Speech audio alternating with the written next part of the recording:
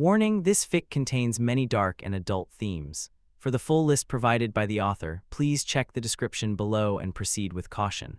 Welcome back. Don't forget to like, subscribe, and visit the description to drop a kudos for the original author. This is Going Down in Flames by missxiumore. Summary: it was the child. A teenage boy, his face pale and his eyes impossibly wide. The kid looked like he'd been dragged backward through a hedge, his hair wild and greasy and his clothing disheveled. His face was bruised and rather alarmingly, red friction burns circled his wrists. Iron Man's. What the fuck? You know, I get that a lot, said Tony, lowering the gun. Or, in a dystopian AU where Ross 1 and the Avengers are forced into hiding, Tony is on the fast track to becoming an antisocial recluse full of hatred for the world, but maybe an enhanced teenager stumbling upon their safe house could change all that. Chapter 1. Anything life ever gave Tony, it eventually took away. An army marched in Tony's ears as he darted around his lab like a man gone crazy, tossing old projects and works in progress to the floor in his wake. He didn't care if they broke. Maybe it was better if they did. From a desk at the back of the lab, Tony snatched up the latest housing unit. He slapped it onto his chest and felt the cold nanoparticles crawl across his body to encase his torso, leaving his limbs free, just in case. It brought him a mild sense of security, but no relief, not yet. He yanked open the drawers and cupboards of the cabinets lining the lab's walls as he searched, grabbing anything of value and throwing it into the suitcase lying open in the middle of the floor. He barely had time to think, to consider what was worth saving and what wasn't, or what could possibly lead to their downfall if Ross were to find it, and what wouldn't. He could only hope he got everything. Already moving on, he couldn't spare a second to look more thoroughly. Not with the piercing alarms blaring above his head, Tony threw himself at his desk. He pulled up JARVIS's coding, grabbed the portable server he'd panic-built during the night after the news broke, and fumbled to find a cable to connect it to his computer. "How we looking, old guy?" Tony demanded as he worked, eyes darting across the screen. He jabbed the cable into its socket and began copying JARVIS's coding across. The progress bar ticked up painfully slowly in the corner of the screen, and Tony glanced at the time. Late, not good. Was it just him, or were the alarms getting louder? His fingers remained steady as they danced across the keyboard. "My scanners suggest less than 5 minutes before the penthouse is compromised, sir," said JARVIS. "Fuck it." Tony swallowed, be a deer, and set all inactive suits to self-destruct in 6 minutes, then jar. "Are you sure, sir?" Melancholy tinged his voice, even though that was impossible and must just be Tony projecting his own emotions. He knew the answer was no. He had no choice but to say yes. "Just do it, we're saving our own skin, JARVIS, keep up, it's what we do now apparently." "Yes, sir." "Thanks, now brace yourself." Tony hit confirm on the computer, and JARVIS went silent as he was torn into two and pieced back together again. The progress bar reached 100%, and Tony disconnected the portable server. Then came the hard part. He purged the files that had originally contained JARVIS's coding until there was not a scrap of the AI left. He couldn't leave any traces of JARVIS for Ross to find. Tucking JARVIS's new server under his arm, Tony did a final sweep of the room. He gathered some tech and dismissed others, barely giving himself a second to consider an item before he made his decision. An alarm rang, even louder than before. Tony definitely wasn't imagining it. Tony winced and clapped a free hand over one ear just as his comm crackled. "Tony, we need to go, now." "Steve."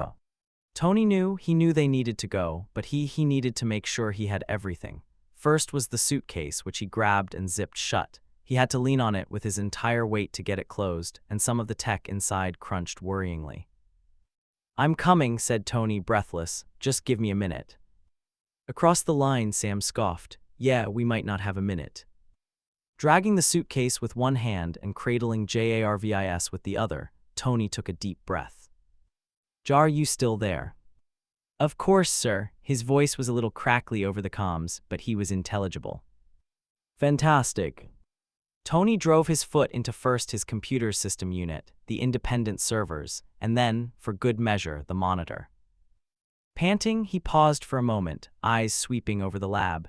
He'd spent so much of his life in this room. It was where he'd built some of his greatest creations and made some of his greatest mistakes, his little escape from the rest of the world. His eyes landed on a single glass case, half forgotten and tucked away behind the now smashed monitor of his computer. Its inscription was still legible even after its brief sojourn at the bottom of the ocean several years ago. Proof that Tony Stark has a heart. Tony screwed up his face. Sleep musk strawberry blonde hair, tearful blue eyes, a kiss goodbye. He could carry one more thing. With one final look around the lab, Tony left. He broke into a sprint, tearing through his home of the past half-decade, the home he might never see again. Jar, how are we looking? T-1 minute and 24 seconds, sir. Great, you know what, let's accelerate that. Go ahead, blow it all to high heaven. I know you want to, just make sure it's all gone. He had JARVIS, he had a suit, he had the Avengers. The sun hadn't even risen yet, the vast sky just beginning to turn pink between the skyscrapers, but the landing pad was bustling with activity. The Avengers scurried across the tarmac, bringing whatever they could carry to the packed Quinjet. Steve spotted Tony immediately and ran to help relieve some of the weight of Tony's tech. I hope you got it all, he said, because we're going now. Got everything worth grabbing, but I don't think it matters anymore, said Tony, struggling to keep his breathing under control. Steve frowned, but before he could respond, an explosion shook the building and threatened to burst Tony's eardrums. He winced, stumbled a little, and scrabbled to keep his grip on all his tech.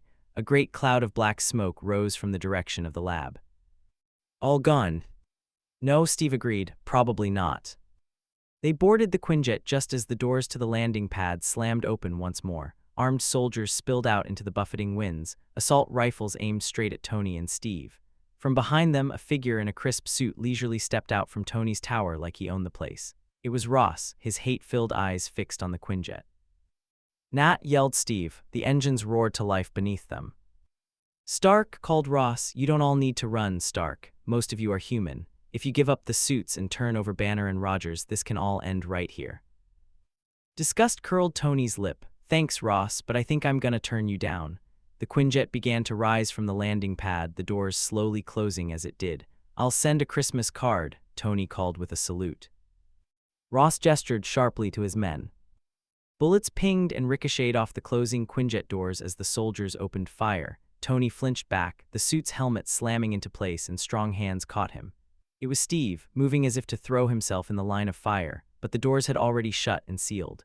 Instead, Steve helped him up off the floor and shot him a grim nod. Beyond the jet's windows, Tony's tower grew smaller and smaller, shrinking until it was just another silhouette in New York's skyline against the pink sky. Nausea rose in Tony's throat. Ross had won, enhancements were now illegal, and the Avengers were forced to flee. Tony sniffed and glanced around the crowded jet. The team was gathered between the boxes of supplies and tech, a quiet, haunted look in their eyes. None of them quite knew what to say. Steve, Nat, Sam, Clint, Bruce, Rhodey, no Thor, he had the sense to be off-planet. The small family Tony had built up over the last few years, and now they had lost everything, and Tony no longer knew how to protect them. Tony squeezed Steve's arm before he let go. Congratulations, Cap, we're fugitives. Tony knew he'd made a mistake when he awoke to the sound of voices. Avoiding the Avengers had become an art form over the last few months. Tony had learned their routines and habits and knew when the living spaces were most likely to be empty, and it was only then that he'd emerge from the Quinjet. And even then, only when he really needed to. For snacks, usually. Sometimes the bathroom. Occasionally, because of a niggling suspicion, he was going to go insane if he kept staring at the same ugly walls all day. Last night, it had been so as to not upset Rhodey. It had been just like old times, with Rhodey dragging him from his work to relax. They'd reminisced about college, laughed at old jokes, and dragged up old arguments neither of them really wanted to rehash but which seemed to invade every conversation nowadays. It had been fun. And then Tony had passed out on his bed in the cabin, not the pull-out cot in the Quinjet. He usually avoided doing so for a reason. With a groan, he heaved himself out of bed and listened. He could make out most of the team's voices downstairs, speaking in turns. A group meeting then, not just the general noise of a relaxed morning. It was even less likely he'd be able to escape without being noticed. He stretched and cracked his knuckles. Mission plan, get out of the house. Don't get dragged into the conversation, especially not by Steve. As he expected, the kitchen was bustling when Tony attempted to sneak past. The whole team, minus Clint, who was away visiting his family, were gathered there, drinking coffee and poring over a map spread across the island. Rhodey was busy explaining something, his words punctuated by sharp jabs at the map, but he stopped when Tony walked in. "Tones," he said with an easy grin, "sleep well." "Like a baby," said Tony, making a beeline for the door. Steve perked up. "Tony. Sorry, Cap, can't talk." He shoved his feet into a pair of boots, not bothering to do up the laces. That would take time, precious seconds he didn't have because he could see Steve coming around the island in his peripheral vision. Satisfied his feet wouldn't freeze, he opened the door. "It will only take a moment," Steve insisted. "Then put a post-it on the refrigerator," Tony called over his shoulder. The door slammed behind him, and he stepped out into the snow. He tramped across the cabin's front yard. This place would have been a decent size if it weren't for the number of people forced to live within the cabin's walls. Tony had once envisioned the place as a family home, somewhere to settle down. He'd signed for the house with fanciful images playing in his mind of grilling on the porch, while Pepper watched their 2.5 kids and a dog swim in the lake. Now he hadn't seen Pepper in far too long, and the cabin was nothing but a safe house, hooked up to the Quinjet's generator and loaded with supplies and weaponry that were slowly gathering dust. It had been months now, over half a year since Ross had officially declared war on the Enhanced and made all enhancements and mutations illegal. And in all that time, the Avengers had achieved nothing. They were in the same place as they had been the day they fled New York, and not a step closer to finally taking Ross down. Tony made his way through the snow, past the frozen-over lake, to where the Quinjet was still parked where it had landed all those months ago. Nowadays, it was Tony's escape. His footsteps reverberated through the metal loading ramp. As soon as he stepped inside, a wave of heat hit him. He shucked off his jacket and threw it to the side. The space inside the jet was small and cramped, but there was enough room for 2 desks and all the equipment Tony had been able to save or have delivered to their safe house, his little makeshift lab. With a groan, Tony sank into one of the chairs. The gauntlet of an Iron Man suit was still gutted and strewn out across the desk from yesterday's attempts to fix the broken repulsor. "Hey, Jar," he said to the dusty old unit that now housed his beloved AI. The blue lights across the front of JARVIS's unit flickered in greeting, and Tony patted the top. One of the few benefits of being forced into exile was the stupid little box that was JARVIS, which Tony could personify to his crazy, crazy heart's content. "Shuffle my playlist, darling." "Of course, sir." Heavy bass filled the lab. Satisfied, Tony gathered up his tools and got to work, falling into the old, familiar rhythms of working on a suit. There was a lot of monotony to building the suits. He couldn't exactly be innovating all the time. And right now, he wanted to lose himself for hours in the motions of troubleshooting a malfunctioning repulsor. He found himself smiling as he worked. Life had gone to shit, but at least he still had this. His smile dropped when heavy footsteps banged up the Quinjet loading ramp, and the music faded into background noise. Tony dragged his attention from the gauntlet and was unimpressed to find Steve lurking in the doorway. Snowflakes clung to Steve's hair. "Hey Tony, sorry to pester, I just wanted to ask you."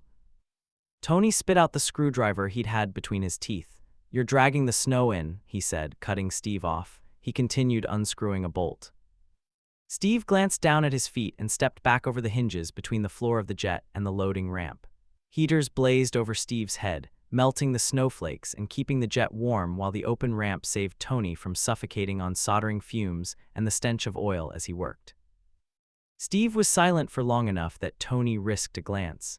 His unwanted visitor's eyes were firmly fixed on the gauntlet, and that crease that always made Tony feel like a kid sitting in the principal's office was back between Steve's eyebrows. "Working on the suits," said Steve lightly. He glanced at the stacks of housing units already taking up a fair chunk of the lab's storage space. Tony bristled. "Someone has to keep this warship armed and ready, and I don't see you learning how to do it."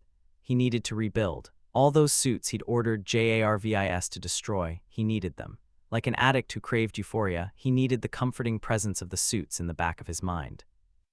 "Tony," said Steve with a sigh, "you know we're working on it." Tony drew up, fighting the urge to snap something in half. Steve's ever-so-stoic soldier act wasn't welcome in Tony's lab. "And while we're working on it, sitting around on our asses in a goddamn cabin, there are people out there suffering," he snapped. "You can't always save everyone," said Steve. "No, only ourselves, huh?" This was why he couldn't talk to Steve. This same goddamn argument they'd had 1,000 times now and never came away from with anything other than hurt feelings to show for it. All because of the anger Tony could never keep a leash on in the face of Steve's righteousness.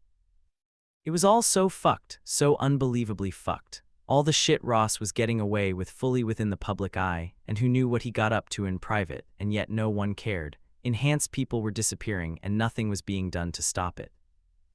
If Tony thought about it for too long, he was almost overwhelmed by the burning anger tearing at his seams, the fury at what was happening, and the fact that despite everything, he had no way to stop it. Even if he wanted to suit up and jet off without the team's approval, he couldn't. They didn't know where Ross took the people he kidnapped. That was part of what they were working on. "War takes time," said Steve. Tony's head snapped up in fury. How many times had he told Steve over the years that they were not soldiers? But Steve continued before Tony could say anything. "You can't always jump and head first, guns blazing. Sometimes you have to take the slow approach." "The blazing guns worked out for you the first dozen times," said Tony, aware he was being petulant. "Back then I didn't have as much on the line," said Steve. He grit his jaw. "Look, I didn't want this either. I gave up Buck for this. I don't know where he is or what he's doing, if he's safe." "The world is out there, Steve," Tony snapped, throwing down his tools and standing from his seat to face Steve.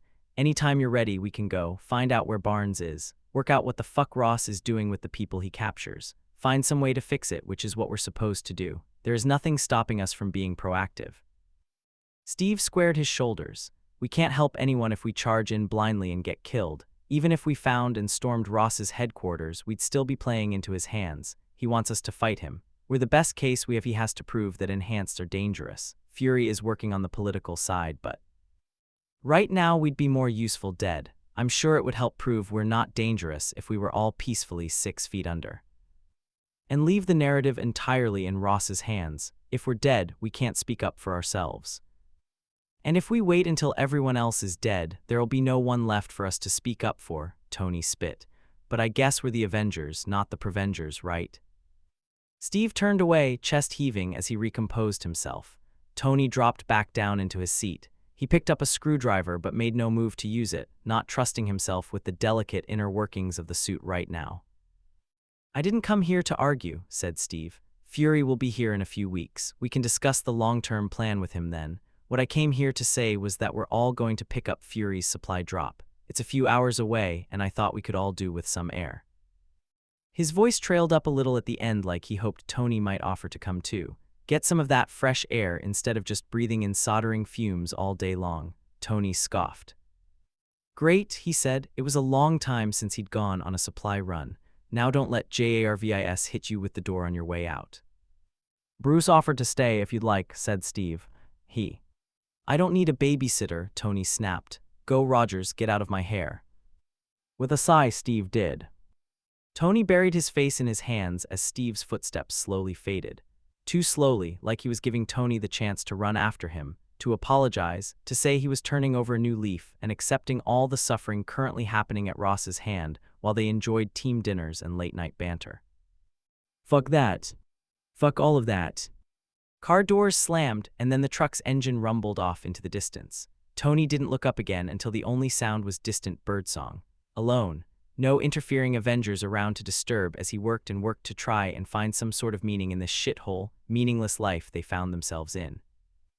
Tony forced himself to swallow his anger, and it burned on the way down like whiskey.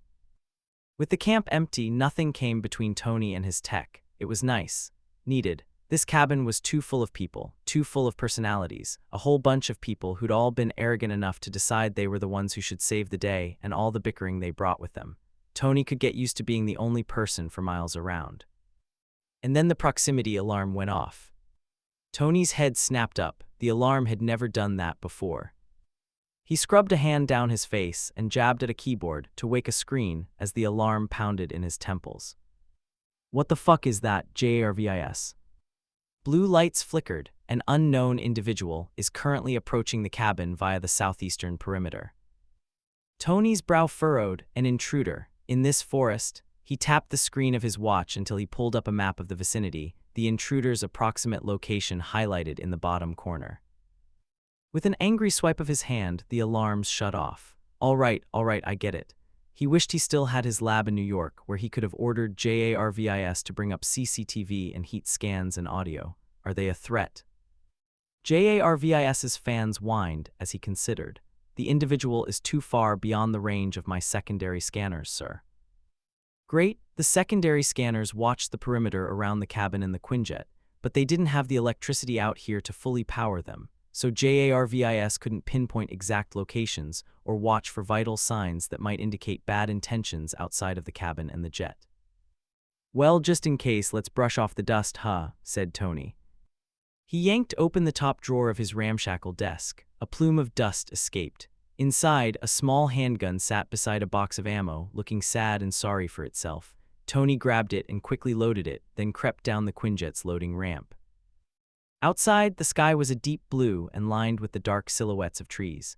Snow crunched beneath Tony's boots as he made his way through the forest as quietly as possible, keeping a careful eye on the intruder's location on his watch. He nervously ran his finger along the safety guard of the gun as his heart thundered in his ears. The intruder emerged from between the trees, a small, stumbling figure dressed all in black. Their steps were slow and ambling and lacked the sense of purpose Tony assumed someone attempting to capture the Avengers might possess. Tony ducked behind a tree, his foot scuffed up against the bark. The figure's head snapped up. Wide brown eyes met Tony's, and then the figure yelped and ducked behind a tree of their own. Well timed to confront the guy head-on. Gun snapping up, Tony stepped out into the open and quickly closed the distance between them.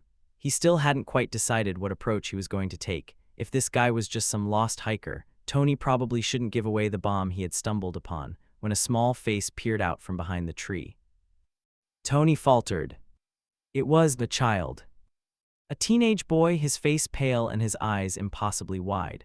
The kid looked like he'd been dragged backward through a hedge, his hair wild and greasy and his clothing disheveled. His face was bruised and rather alarmingly, red friction burns circled his wrists. The kid's eyes landed on the gun and he flinched backward. Bark splintered and cracked beneath his fingers, and then the wood groaned as the tree tipped sideways. It fell and landed heavily in the snow, sending up a plume of white flakes. Tony backed up a pace. The kid was enhanced. Said kid stared at him, and for a moment, Tony wasn't sure which of them was more speechless. It was the kid that recovered first. Iron Man's. What the fuck? You know, I get that a lot, said Tony, lowering the gun. His eyes darted over the kid's sorry form as his mind kicked into overdrive. What was going on? Who was this enhanced kid miles from the city? And more importantly, how the hell did he get here?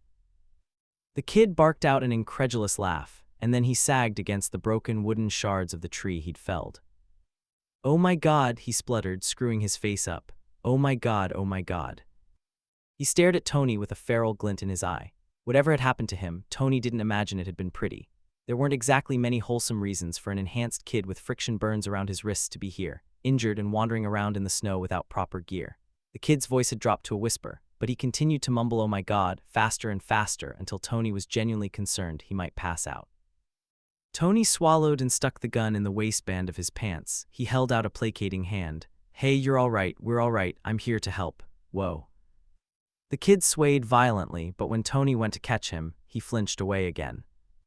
No, I don't want to, he whispered, shaking his head violently enough to rattle his brains. His next words were so faint Tony almost didn't catch them. I was supposed to die. All right, okay, said Tony, stepping back. No one's dying, and I'm going to stay here, all right. I'm not gonna touch you if you don't want me to, okay? With wide eyes looking at Tony like he were a rabid wild animal, the kid nodded. He clung to the broken trunk of the tree like it could save his life. You can call me Tony, you got a name. The kid sniffed, Peter. All right, Peter, said Tony. Peter the enhanced kid, spawned out of nowhere miles and miles from civilization.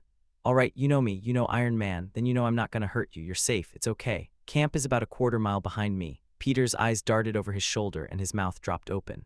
And we need to get you out of the snow and somewhere warm as soon as possible. Peter screwed up his face and his fingers curled deeper into the tree bark. He dropped his forehead down onto the broken wood, whispering something inaudible to himself. Eventually, he looked up and weakly nodded. Okay, he breathed. Tony extended a hand. I've got you. It's just a short walk and then we can get you warm and fed. Peter looked at Tony's hand like it might kill him. Tony had intended it to be an encouragement and not an offer, but after a moment, Peter stepped out from behind the tree and slipped his hand into Tony's. His hand was freezing, but he clung to Tony tightly, eyes fixed on the ground and hidden behind his overgrown curls which fell into his face. Ignoring how fast his heart beat with confusion and adrenaline, Tony squeezed the kid's hand and set off in the direction of home. Let's get you somewhere safe, kid. Chapter 2. Peter threw himself at the bowl of soup like a rabid animal, guzzling it down with such fervor Tony could only watch with mild disgust and question whether he should intervene before the kid choked. In the end, he decided getting between the starving kid and his food probably wasn't the best idea. If the kid could snap a tree like it was made of paper, Tony didn't want to find out what he could do to the human body if he proved to be short-tempered. Choosing instead to stick close and supervise, Tony leaned back on the couch, nursed a cup of coffee, and tried not to think about why the fuck this enhanced kid had been wandering around the forest, so far away from civilization. How? The kid piped up, startling Tony. The kid winced and his shoulders inched back up towards his earlobes. How many people live here? Just the 7 of us, said Tony. Too many people at any one time and I get eccentric. The kid nodded, and that's the Avengers, right? Unfortunately. The kid looked a little sick. By the time the others returned, Peter was huddled next to a space heater, shrouded in a blanket and shaking violently despite the blast of heat aimed straight at his face. They didn't have TV or radio out here, and it was so silent in the cabin as the truck's engine idled outside for a moment before turning off. Tony glanced at Peter. What exactly did the rest of the team do every evening to keep entertained while Tony festered in his lab? Talk. The cabin's living room was fairly small, and the Avengers made an intimidating vista as they crowded into the space, shrugging off hats and scarves and shaking snow off their boots. Peter looked up at them warily as they dropped bags of supplies onto the floor before. Eventually, Natasha spotted him. She slapped a hand against Steve's arm to get his attention, and then slowly, everybody's eyes locked on Peter. The kid drew the blanket tighter around himself. Tony, said Steve. Oh, hi guys, said Tony lightly as he sipped on his coffee. It was his 6th today because no New York, no cardiograms to worry about. How was your day? Were Nick's delivery boys as charming as ever? Tony, said Natasha. Great, mine was great, look what I found. Tony could see his own questions reflected on his teammates' faces. He almost pitied Peter for the inevitable interrogation looming in his future. A kid, said Steve, observant as ever. He's called Peter, said Tony. He snapped a tree in half almost without noticing.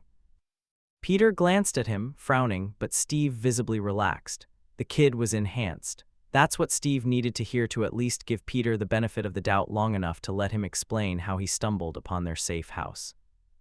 Steve set down his haul of supplies and offered Peter a hand. I'm Steve. I know. We don't get many new faces around here. I know, Peter whispered. After Bruce patched the kid up and checked him for signs of hypothermia, Steve and Sam prepared dinner, picking through their new supplies to make enough food to accommodate yet another enhanced appetite in their midst.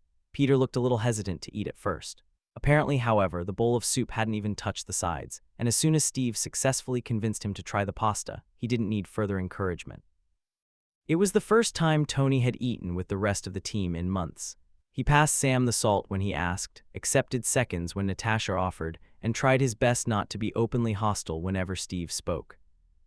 Eventually, even Peter finished eating, and then the interrogation began. Peter picked at the mud crusted on one of his sleeves and blinked up at them. He was clearly reluctant to tell them how he ended up here, but unfortunately for him, they wouldn't be backing down. I don't really know where to start, he said, voice small. You don't have to start with what happened to you if you don't want to, said Natasha, sitting opposite him. We'd all appreciate a little news from home. Peter glanced between the Avengers. It won't be good news. That's okay, said Sam. We've all had some practice handling bad news. Peter nodded. Okay, he said slowly. I guess I should start with when you guys left. That was really big news for a long time. Everyone was talking about it, about how we'd lost you guys. Some people even thought it was a big conspiracy and you guys were dead, and the government just didn't want people to know they'd killed all the Avengers. And then things have only gotten worse since. How so? Asked Natasha, folding her arms. She was probably enjoying the chance to interrogate someone new. Manhunts, demonstrations, said Peter.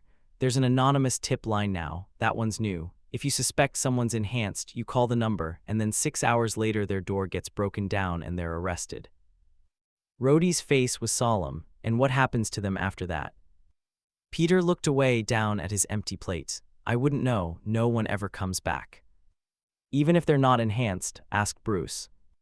None of them strictly needed the confirmation, but it still made Tony's gut sink when Peter nodded. And sometimes their families are arrested too, Peter said. Why for harboring them? Asked Steve. Or perhaps Ross thinks enhancements are genetic, said Bruce. Peter shrugged. They just disappear, and everyone acts like they care. When we discuss it in class, everyone talks about how awful it is. But then someone goes missing and Peter shook his head. I know it's dumb, but when I became enhanced, I had all these stupid ideas about changing the world, about being a hero. And then after you guys disappeared, I wanted to fill the gap you left behind. I had this suit I made myself, and I used it to swing around New York and stop crimes. It was just small stuff at first, but I thought that one day I could start saving other enhanced people. Peter scrunched up his face, embarrassed by his poor decision-making, but Tony straightened. He swung around the city in a homemade suit. Like Spider-Man, you mean? Peter jumped. He looked up at Tony with those big, wide eyes. You know me. Grimly, Tony nodded. You started out just before Ross cracked down. I remember Jarvis telling me about you. He recalled watching Spider-Man's feats of bravery on various YouTube channels dedicated to tracking the newbie vigilante. Was Peter really the face behind the masked hero throwing himself into the line of fire on the daily? Even after Ross cracked down, I managed to fly under the radar, said Peter. He gestured sheepishly at his face. The mask helped, but then... He swallowed and trailed off. What happened? Sam prompted, his voice gentle. How did you end up in the woods? Peter wrung his hands. I got kidnapped. They worked out I was Spider-Man and these people took me. They were going to turn me in for the reward money. Reward money, said Natasha. Peter nodded distantly. Ross put a price on the heads of prominent enhanced people, and Spider-Man made the list. He blinked, staring unseeingly. I wasn't careful enough, and these people figured out my identity. I had to get away, and I couldn't stay in the city now they knew, so I ran. I had to leave my aunt and uncle, and I don't know if they're... He cut himself off and pressed his hands to his face, visibly shaking. Tony shifted in his seat and after a moment's hesitation, gently patted Peter's shoulder. The kid didn't look up at him. Rhodey did, however, catching Tony's eye from across the table and shooting him a smile. I'm sorry, said Steve, a deep crease between his eyebrows. That sounds truly awful. Peter's shoulders hitched, but he did an impressive job of swallowing down his sobs before they could escape. Steve considered, shot them an apologetic look, and then said, Did anyone follow you? Do you think they might know where you went? Tony glared at Steve for his tactlessness but refrained from commenting, knowing Steve was right. If the kid might have a tail, they needed to move. Peter looked up from his hands and shook his head. No one followed me, he said firmly. His eyes slid down to the floor. I thought I was going to die, he whispered. Tony squeezed the kid's shoulder. No dying around here, he said. You beat the odds, don't know how you did it, but welcome to the team, kid. Peter looked sick, but he offered Tony a weak smile. The kid needed a bed. They had one each, packed into the small bedrooms in 2s and 3s, plus a selection of cheap bedrolls Clint chose from whenever he was here. And Tony didn't want to assign the kid a bedroll and a corner, so the solution was obvious. Rhodey confronted him where he was hiding away in the cellar, helping Sam organize and catalog their supplies. The kid is asleep in your bed, said Rhodey. Quite possibly, said Tony. Sam looked up from his precarious stack of cans. Is he supposed to be? Asleep, definitely, said Tony. It's late, teenagers need their sleep. Rhodey and Sam exchanged a glance over Tony's head. Tony rolled his eyes. Of course, Tony had offered his bed when the kid had started getting more and more sluggish. Tony rarely slept in the room he shared with Rhodey anyway. The pull-out beds in the Quinjet were comfortable enough for him, and they came without the risk of running into Steve or Sam or Natasha. As soon as he woke up, who would want to talk and ask him how he was doing and question if he should really spend that much time working on the suits. Tony shuddered at the thought. Does he know the bed's yours? Asked Sam. Tony turned back to counting rolls of toilet paper. It isn't anymore. He didn't see how that was relevant. He hoped Rhodey preferred his new roommate. He might actually see this one a little more often. Rhodey and Sam shared a smile, one Tony pointedly chose not to acknowledge. Steve intercepted Tony before he could escape out to the Quinjet, the bastard. He caught Tony's eye from where he hovered at the top of the stairs and gestured to a room behind him with a nod.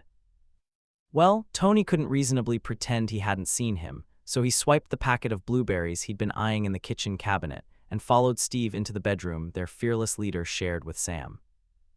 "You'd better not be propositioning me," said Tony. "Would be very inappropriate. The baby's asleep next door." "Tony," said Steve, that same old disappointed tone. The one that asked Tony to please just take things seriously for a moment, and that always made Tony itchy with anticipation of opportunities to annoy Steve even more. "I just wanted to ask if you saw anything unusual when you found the kid." Tony popped a blueberry into his mouth. Unusual, like a 100-pound teenager breaking a tree in half. Unusual as in potentially dangerous. A sign he was followed, maybe. "I want to trust him, but I can't risk anything happening to the team." "Always up for the fight if it's your own ass on the line, I see." Steve ignored him. He might not even be aware if someone followed him from a distance. "Did anything seem off to you?" Tony sighed and held the blueberries out with an obnoxious rattle until Steve took one. The longer he kept making life difficult for Steve, the longer this interaction would be drawn out. "No," he said. "JARVIS doesn't extend as far out as I'd like, but he didn't pick up on anyone else nearby." Steve settled his hands on his hips. That crease was back between his eyebrows, the one that was probably going to prove to be permanent one of these days, if super soldiers could even get wrinkles.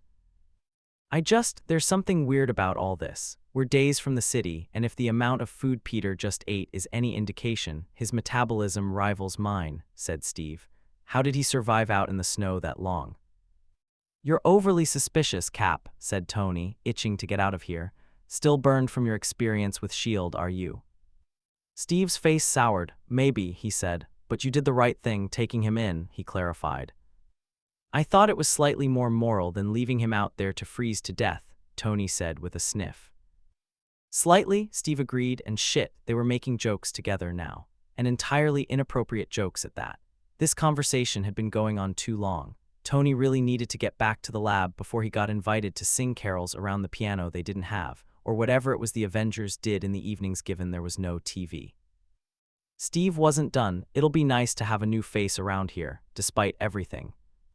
"Feel free to give him my place at the table," said Tony. Steve frowned, and Tony briefly wondered if it had been presumptuous to assume he still had one. "I'm gonna dash. As big of an upheaval as this kid is, I have plans I don't intend to give up." The plans he had were the suits. Predictably, at the risk of poking at a topic that they both knew would just start another argument, Steve backed down. "Okay, Tony, I'll see you tomorrow." "Hopefully not." Tony parted with a nod and slunk back to his lab. He'd lost a good few hours of work there, and he needed to get started on making that up. After waking up already in the Quinjet, Tony didn't even have to leave before he made himself a coffee with the machine in the corner. God, he missed real coffee, and got to work, the hiss of a soldering iron and the groaning of metal filling the lab. He couldn't stop thinking about Peter as he started on yet another new Iron Man suit. The picture the kid had painted of life back in the city was about as grim as Tony had expected. They'd saved one kid, but the cabin couldn't house every enhanced in the country, and like Steve had pointed out, it was a miracle that Peter had even stumbled upon their hideout before he died from exposure. Tony stared at the stack of housing units he was slowly building. Eventually, Tony's blood sugar dropped so low that his hands shook too violently to do anything productive. He shrugged on a coat and emerged from the Quinjet like an animal from its burrow, blinking miserably at the glaring sun and dodging piles of snow as he slunk into the cabin, coffee mug in hand. He walked straight in on all the Avengers gathered around the kitchen table, sharing lunch together. Damn it, he'd been too lost in his own thoughts. He should have known they would be having lunch at this hour. They had in fact given Peter Tony's old place at the table. It made Tony startle a little seeing him sitting there, an unexpected extra face at the table. He was wearing a hoodie Tony recognized from Natasha's closet. Right, kid, new member of their shitty, dysfunctional family. That was going to take some getting used to. "Oh," said Peter, "hi." At Peter's greeting, Steve smiled weakly at Tony. "There are some leftovers if you'd like to join us," he said flatly. They both knew Tony would not be doing that. Tony breezed past them to the sink, cursing himself. This all could have been avoided. "Just rinsing this out," he said, running the coffee mug under the tap. "Can't stay. The suits might fly away if I leave them too long." As Tony had hoped, the Avengers' faces soured at the mention of the suits. Tony turned the tap off with a trembling hand and briefly wondered how rude it would be to take some snacks for himself after turning down lunch. A youthful voice piped up, "You were working on the Iron Man suits." Tony kept forgetting the new person in their midst, and the fact that new people could ask new questions that would bring up old grievances. He glanced at Peter.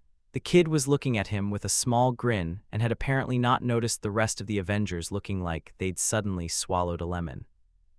Tony looked away. Fuck it, he thought, and opened a cupboard and began rooting through it for something to eat.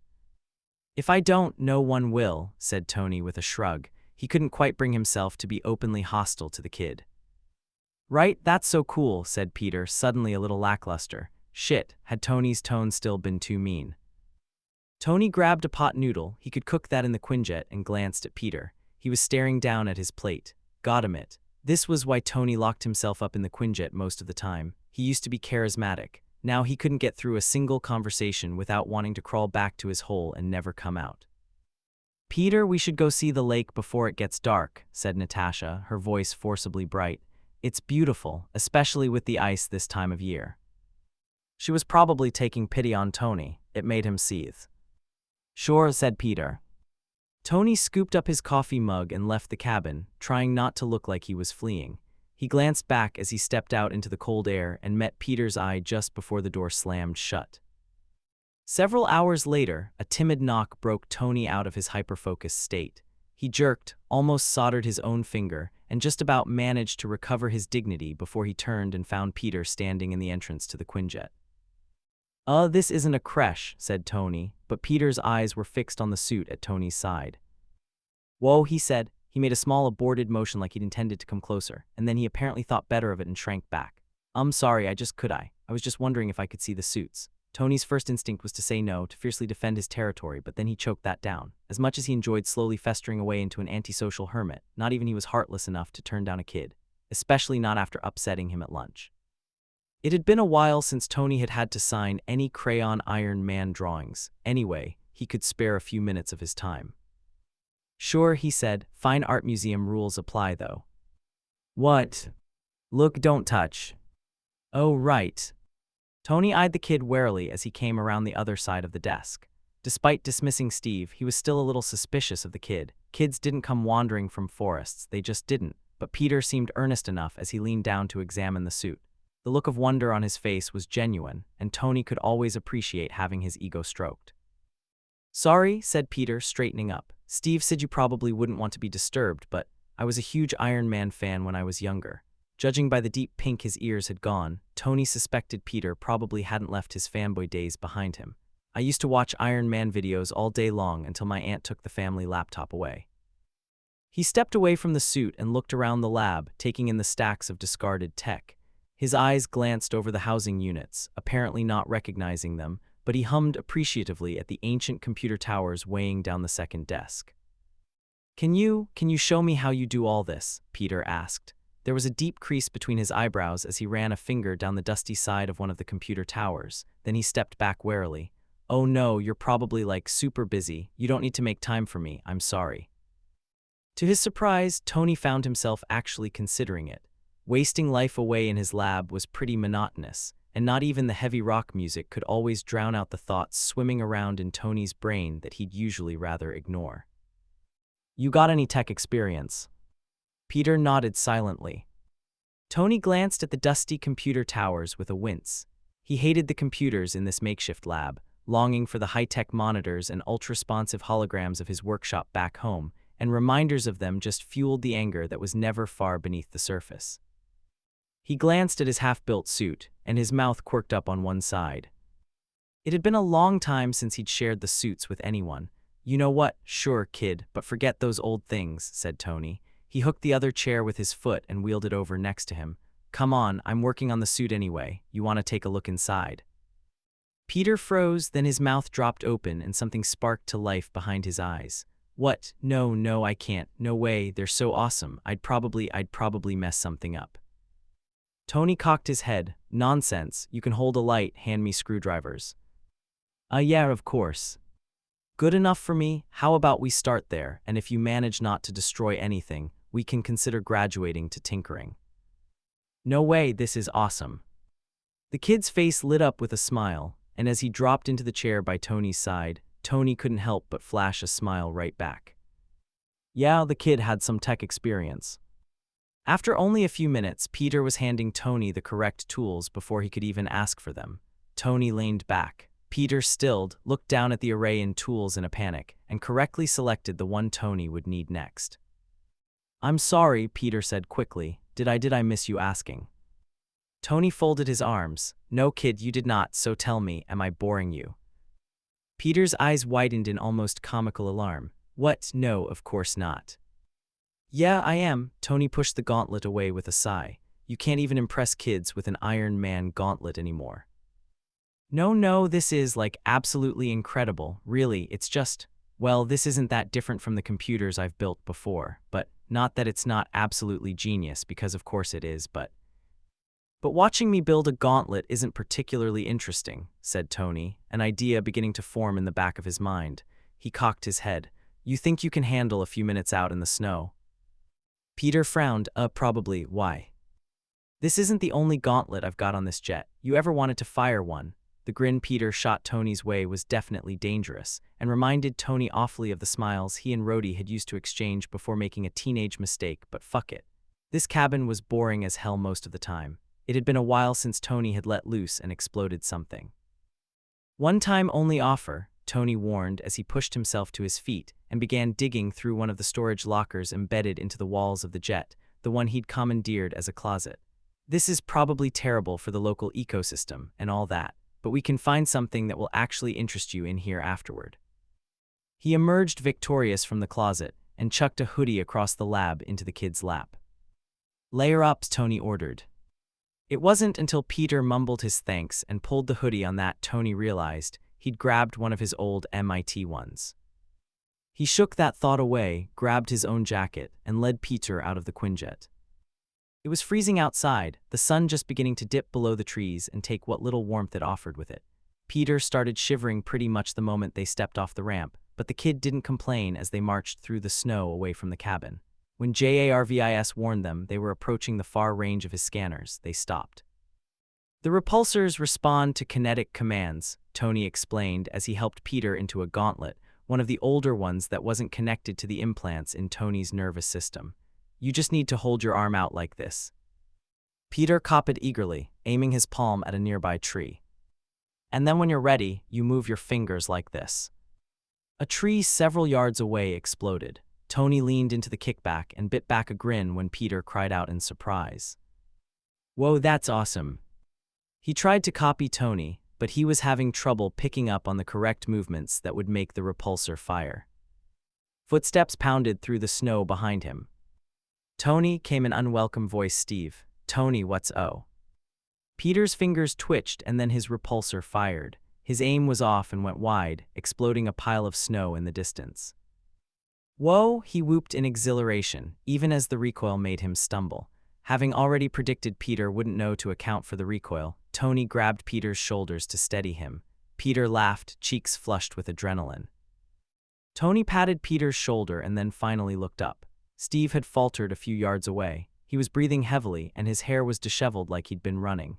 His eyes settled on Peter, and something overcame Steve's expression when the kid looked up to meet his gaze, laughter and delight still painted across his face. Steve briefly glanced down at the MIT logo on Peter's chest. Peter, he said, there you are, I was looking for you. We got a little worried when we realized you'd disappeared. Oh, sorry, the kid said, ducking his head a little like he was worried he was in trouble.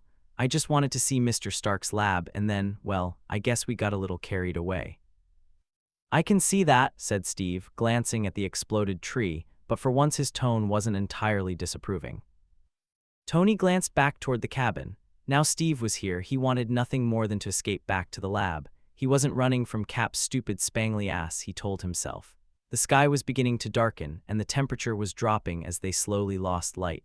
Peter was only wearing a hoodie to protect him from the bitter cold. Well, speaking of the lab, said Tony, let's get back before Peter freezes. Peter still looked uncomfortable as they trudged through the deep snow. I'm sorry, Mr. Rogers, I should have told you where I went. Steve shook his head. No need to apologize, we should have thought to look in the lab sooner. He shot Tony a small smile. Tony looked away. Tony's just normally a little protective of that place.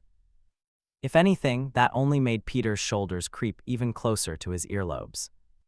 Soon as the rest of you learn your way around a basic electrical circuit, you'll be welcome too, said Tony, mostly for Peter's benefit.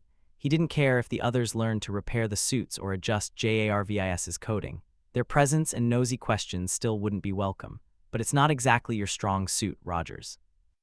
Did they even have electricity back when Mr. Rogers was born? Asked Peter, apparently genuinely. At the affronted look on Steve's face, however, he went bright red and began spluttering yet another apology. Tony just smiled to himself. Maybe the kid was going to fit in around here. Chapter 3. Peter's head snapped up, and he dropped his cards all over the table. Something's happening. Tony set down his own cards with a wary glance at Steve. Steve was already on his feet, their game abandoned as he gestured to Natasha in a silent conversation. She followed him, stopping to peer through the curtains of the nearest window as she went. Peter had briefed them on his powers, his unbelievably convenient sense of danger included. When he wasn't using it to cheat at poker, as Tony suspected he was right now, it had already proven itself to be an incredibly useful asset over the few weeks, had it really been that long already, since Peter had stumbled out of the woods. The kid rubbed the back of his neck, and then his head snapped to the side. I hear an engine, he said. Steve stilled as he listened, and then he nodded to Natasha. I hear it too, coming from the south. The other Avengers got to their feet then, reaching for the weapons they never strayed too far from, just in case. Tony clapped a reassuring hand on Peter's shoulder and glanced in the direction of the Quinjet. God damn, if the kid hadn't asked Tony to join them for cards with that uncannily endearing smile, Tony never would have agreed, and then he would have been in the jet with easy access to his suits. This was where having a bleeding heart got him. I got visual on a vehicle, Sam called from the kitchen. Cap, what's the play? Asked Clint. Clint had got back from visiting his family on their farm to the surprise the Avengers had acquired a teenager only a few days ago. He and Peter got on like a house on fire, as did Peter and the rest of the team. Of course they did. Polite, a little overly nervous, and completely oblivious to the tension flying above his head, Peter fit in better than Tony did. Steve had gone still again, then his shoulders loosened and he smiled. False alarm, it's Fury. How Steve could recognize Fury by how he sounded from a distance, Tony would never know. JARVIS, he prompted, just to make sure. I am indeed only picking up on one heat signature, said JARVIS, what Tony wouldn't give for access to the AI's full capabilities. Peter was the only person who didn't relax. Fury. Tony really should have stayed in the jet. He's great. No compunctions about being impolite, that's for sure. He'll love you. Very big on unexpected surprises. For whatever reason, Peter didn't look particularly comforted by that. Tony's right, said Steve with a frown. Fury doesn't like surprises. He glanced over at Peter, and then he was toeing into the closest pair of boots and rushing out the door. Peter shot a wide-eyed look at Tony and craned his head, trying to spot Fury out the windows. He didn't have to wait long. A moment later, muffled voices drew closer and then the door opened again. Nick, Steve was saying, we should probably talk first. Why do you think I'm here, Cap? Said Fury as he ducked through the doorway, stomping snow off his boots onto the welcome mat. Let's not freeze our balls off while we do. He turned to greet the rest of the team, and immediately stilled when his eyes locked on Peter. Peter stared back and made a small, aborted move like he'd considered waving, and then quickly thought better of it. Fury's eye narrowed in suspicion. He grabbed Steve's elbow and dragged him outside. Let's talk first. So, said Fury, Parker, wasn't it? He pulled out a chair and sat in it backward, hunched forward over his folded arms, and cutting quite the intimidating figure opposite Peter's slumped shoulders and nervous eyes. Peter hadn't introduced himself, but Steve had given Fury the full rundown while Peter had grilled Tony on who Fury was and whether or not he was in trouble. As soon as Tony had successfully convinced the kid they probably wouldn't let Fury shoot him in the back of the head for the crime of stumbling across the Avengers' hideout, Peter had sat staring down at his discarded cards and trying his hardest to look like he wasn't using his superhearing to eavesdrop on Steve and Fury's conversation. Yes, sir, said Peter quietly. Peter Parker. Fury's eye darted over the kid's youthful appearance, the person behind the vigilante known as Spider-Man. Yes, sir. Care to prove it? Without breaking eye contact, Peter slapped a hand down on the table and lifted it half a foot into the air. Fury leaned back, watching impassively as a couple of cards slipped off the table and several glasses wobbled precariously. "Right," said Fury. Peter set the table back down without so much as a scrape on the hardwood floor. "I'd heard buzz that another vigilante had gone missing. We don't generally take the talk seriously until it's been at least a month. I definitely didn't expect to find you here of all places." "Neither did I, sir," said Peter. Fury leaned in again. "And how, exactly, did you end up here?" Peter glanced at Tony. "Luck, sir, Mr. Stark's AI noticed me nearby." "So you didn't know the Avengers were in hiding here?" "No," said Peter, his eyebrows tugging down. "No one knows where the Avengers are. How would I have known?" Fury merely stared at him, that assessing glare enough to make even Tony feel itchy. "Look," said Peter, shuffling in his seat. "Most people in New York are like 90% certain all the Avengers are dead and Ross is just covering it up. Some people like to speculate about where they might be hiding, but it's not serious. Of course, I didn't go looking for the Avengers or anything. You don't go looking for ghosts." "And yet that's where you ended up," said Fury. "I got lucky," Peter folded his arms. After what Steve told you about happened, I couldn't go back to the city, and I was worried if I stayed too close people would find me and turn me in. So I just ran. I didn't have a plan. I thought I was gonna, but then Mr. Stark found me." He swallowed. "If I'd known the Avengers were so close, I'd have tried to find them a lot sooner, long before Ross nearly got me." Fury leaned in close. "This cabin is days from the city, and it's freezing out there. How did you survive the best part of a week trekking through the wilderness without any gear?" Peter jutted his chin. "I am enhanced, sir. That's how I got into this mess in the first place." "All right," said Tony. "Zip it. Enough with the interrogating of the traumatized kid. Fury, Peter, Fury. Introductions done with." Fury turned his penetrating gaze on Tony. "Come on," Tony insisted, glad to help Peter out of the hot seat. Fury's inherent suspiciousness always made Tony feel like he was harboring a deadly secret even when he knew he wasn't. "You must have news if you came all the way out here." Fury sighed and adjusted the lapels of his coat. Peter shot Tony a grateful smile. "Not as much news as I'd like, unfortunately," said Fury. "Progress is slow and Ross is dragging his feet. There's a hearing next week, but Ross will probably skip it like he did the last few. And well, I wouldn't have considered mentioning it, but given current circumstances, I will. People have noticed Spider-Man's disappearance, and it has caused a fair amount of public outcry." "How so?" asked Steve, standing at the head of the table. "The kid's popular," said Fury. "He's got a reputation for helping out the little guy and keeping the streets safe at night. People aren't happy their protector is gone." Something warm blossomed behind Tony's sternum, but when he glanced at Peter, the kid just looked miserable. "And even beyond Spider-Man, public opinion is starting to turn against Ross," said Fury. "His approach of vanishing the accused was never sustainable. People are demanding to know what happened to their missing loved ones." "This is good news, right?" said Sam. Fury shook his head. "As fucked up as the laws are, Ross is technically operating within them. Public outcry isn't enough to get the laws repealed, and Ross is doubling down on his narrative. An Enhanced attacked several people in New York a week or so ago, and it's been splashed across every front page ever since. For every person protesting the treatment of Enhanced, there are 2 more protesting Enhanced violence. And we're not any closer to finding out where he takes the Enhanced, or what he does to them," asked Natasha. She did what she could to help from the cabin, but Tony knew she was itching to actually make a difference. "No," said Fury, "not unless our new friend here has anything pertinent to share." Fury was too heavily involved in the whole debate to be surrounded by everyday people and their experiences with the anti-enhanced bill. He wasn't aware of rumors circulating the streets until someone brought them to his attention. Peter scratched the back of his neck and briefly reiterated everything he had told the Avengers on his first night here. It wasn't any easier to hear it the second time. The manhunts, the rewards, and all the disappearances. Fury nodded grimly as Peter finished. "I'm not surprised. Any attempts at protest are quashed before they can get off the ground, ostensibly so as not to encourage any Enhanced to violence. It's all bullshit." He sighed. "There's the hearing next week. We'll see if Ross makes an appearance or if he just sends one of his lackeys. Other than that, we are mainly banking on Stark Industries' publicity campaign. They've already managed to ensure some votes against Ross if the opportunity arises, but that's all for nothing if we can't get the anti-enhanced bill reviewed." "Is there anything we can do?" asked Bruce. Fury sniffed. You might want to pull out a pen and paper and make a list of all your greatest moments. Potts is working on an image campaign. Other than that, just don't make my job any more difficult than it needs to be. It wasn't enough. The Avengers' faces settled into varying levels of dissatisfaction. As much as Tony and Steve fought, Tony knew they'd all been banking on something a little more promising from Fury to keep them going.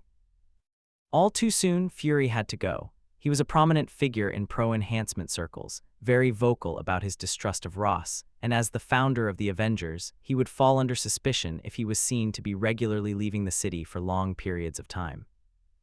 Before he left, Fury paused at Peter's side. Peter wrung his hands as they stared at one another for an uncomfortably long beat. Eventually, Fury said, "Enhanced metabolism." Yes, sir."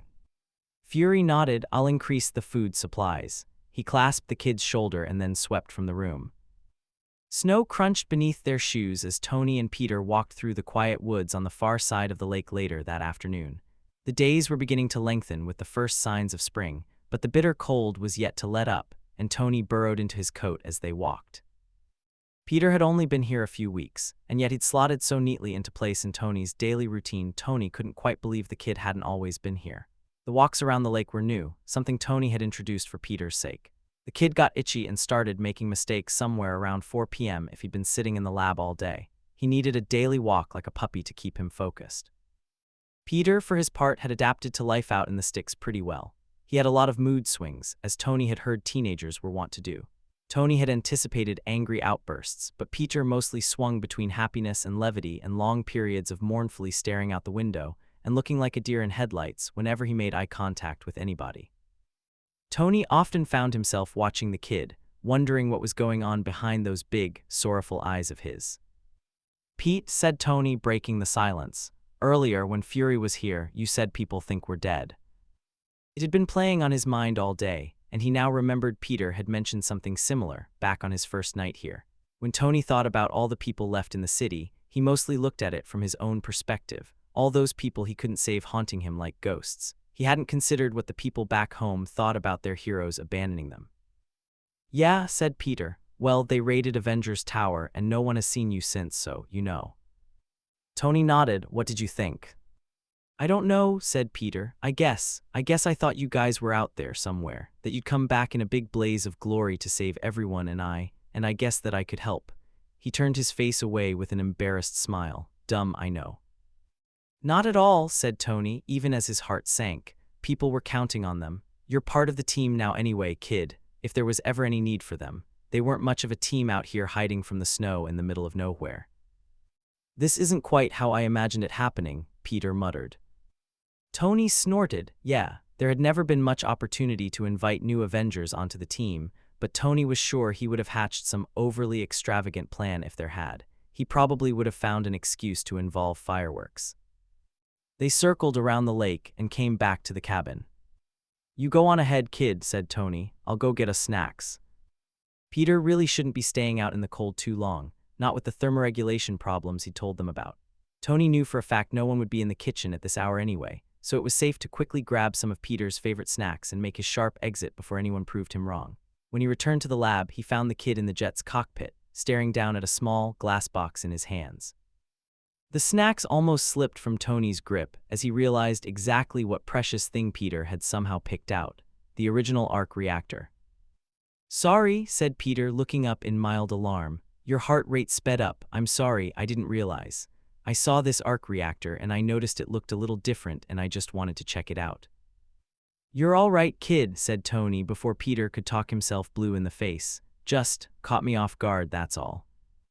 He hadn't thought about that old thing in a while. It was out of sight and out of mind, tucked away in the cockpit, which was mostly dead space now. They couldn't risk flying this thing anywhere. Tony had started throwing shit there that he didn't want to think about or be distracted by, but the original arc reactor had had pride of place on the dashboard since day one. It was a painful reminder of what he'd lost. He set the snacks down and went to join Peter in the cockpit. "Proof that Tony Stark has a heart," Peter read, a question in his tone. Tony nodded. "That's the original one. The one that kept my heart pumping in Afghanistan and helped get me out of there." Peter's eyes widened, and he looked down at the reactor with a newfound appreciation of its meaning. Pepper had it engraved, Tony continued, wistfully. He ran a finger across the glass. It wasn't the original case, of course. Tony had swept the original shards off his old lab's floor the same night Obi betrayed him. "You mean Pepper Potts?" asked Peter. Tony went to respond, but then the words died in his mouth. Slowly, he looked at Peter. This kid who up until a few weeks ago had been living in New York City, who had had access to the news beyond that which Nick Fury deemed important enough to remember and pass on. "Yes," said Tony. "How is she? Is she all right?" He tried not to think of the panicked, painfully short goodbye he had shared with Pepper the day the news broke. How she'd wanted to stay, hadn't wanted to abandon him, and how he'd forced Happy to take her to LaGuardia before Ross came and stormed the tower. How he'd done it to protect her, and how her face had been painted with hurt anyway as the elevator doors had closed between them. Peter nodded, still examining the reactor and blind to Tony's thundering panic. "Yeah, I think they arrested her after you guys disappeared, but they couldn't prove she knew where you went and she isn't enhanced, so they had to let her go. She runs your company now, and like Fury said, she publicly funds a whole bunch of pro-enhancement activist groups." Tony's legs felt like they might give up, but she's okay. Peter looked up at him. Yeah, she's fine. I see her on the news sometimes. She looks pretty damn stressed, but she's fine." "Yeah, fuck it." Tony collapsed into the disused pilot's seat and scrubbed a hand across his face. She was all right, campaigning to get Tony home, but all right. It wasn't much news, but it was news. The first news in a long, long time, and far more than Tony had any right to hope for from a kid who had little reason to even know Pepper's name. Peter frowned. "You haven't been able to talk to her?" Tony faltered. "No, I know. Not since we came here, no. Not even through, like, letters or something." "No," Tony blew out a breath. "We tried in the beginning, but I couldn't risk giving Ross any reason to suspect Pep. Like you said, she doesn't know anything. Ross can't get her." Those wide brown eyes looked up at him, filled with understanding Tony hated to see there. "I'm sorry, Mr. Stark." And then the kid threw his arms around Tony and pulled him into a hug. Tony stiffened, taken by surprise, and Peter stiffened in turn in immediate regret. Tony swallowed down guilt, and before the kid could pull away, Tony wrapped his arms around his shoulders and squeezed. After a moment, Peter relaxed into it, and Tony tried his best to follow suit. The hug was awkward, and Tony hadn't been this physically close to another person in a long damn time, but Tony supposed it wasn't the execution of the hug that mattered. He patted the kid's back, accepted his efforts to comfort him, and tried not to think about it too much when the kid looked a little pale and withdrawn and avoided speaking to him for the rest of the afternoon. The kid got sick. It was inevitable, really. The water and food quality wasn't what he would be used to, and the change of diet, given the amount of canned and preserved food they ate out here, didn't exactly help. They'd all been struck down by one mysterious bug or another while adjusting to life in the wild, but the fact it happened to everyone was never much comfort once it was your turn to puke your guts out. Tony went to look for him after he didn't show up at the Quinjet within a few hours. As soon as he burst into the cabin looking disgruntled, Bruce looked up from his book and smiled knowingly. "Missing a kid?" he asked, a warmth in his eyes despite the situation. "I don't think he's coming to the lab today. He's upstairs puking." Tony winced. "Stomach bug." "Yeah, one fit for a super soldier, too." Tony found Peter propped up in bed, shaking violently and hugging a bucket like it had saved his mother's life. His head was hanging low enough his face disappeared behind the lip of the bucket, but when Tony walked in, he looked up blearily. Peter grimaced and his pale face went red. "No," he mumbled, "go away." "You're all right," said Tony, trying to keep his face neutral as the smell of vomit invaded his nose. He rubbed Peter's back. "You're not the first person I've watched puke. How are you feeling?" Peter's face painted a picture, but he leaned back and pushed the bucket away. "Not good, but I don't think I'm gonna puke again for a while. Let me sort you out." As quick as he could, Tony got Peter a fresh bucket, a glass of water, and an extra pillow. The kid protested a little at all the fuss, but he let Tony fluff his pillows and open the window to let in some fresh, cool air. Tony pushed Peter's sweaty hair back from his forehead. "Still feeling okay?" he asked. Peter nodded. "I wish I could watch a movie, take my mind off how I feel. May always used to let me watch movies when I was too sick to go to school." They didn't have TV out here and only very patchy internet access. That was by design, a remnant of when Tony had been planning to retire to this place as soon as he was ready to escape the glamorous, public life of a superhero.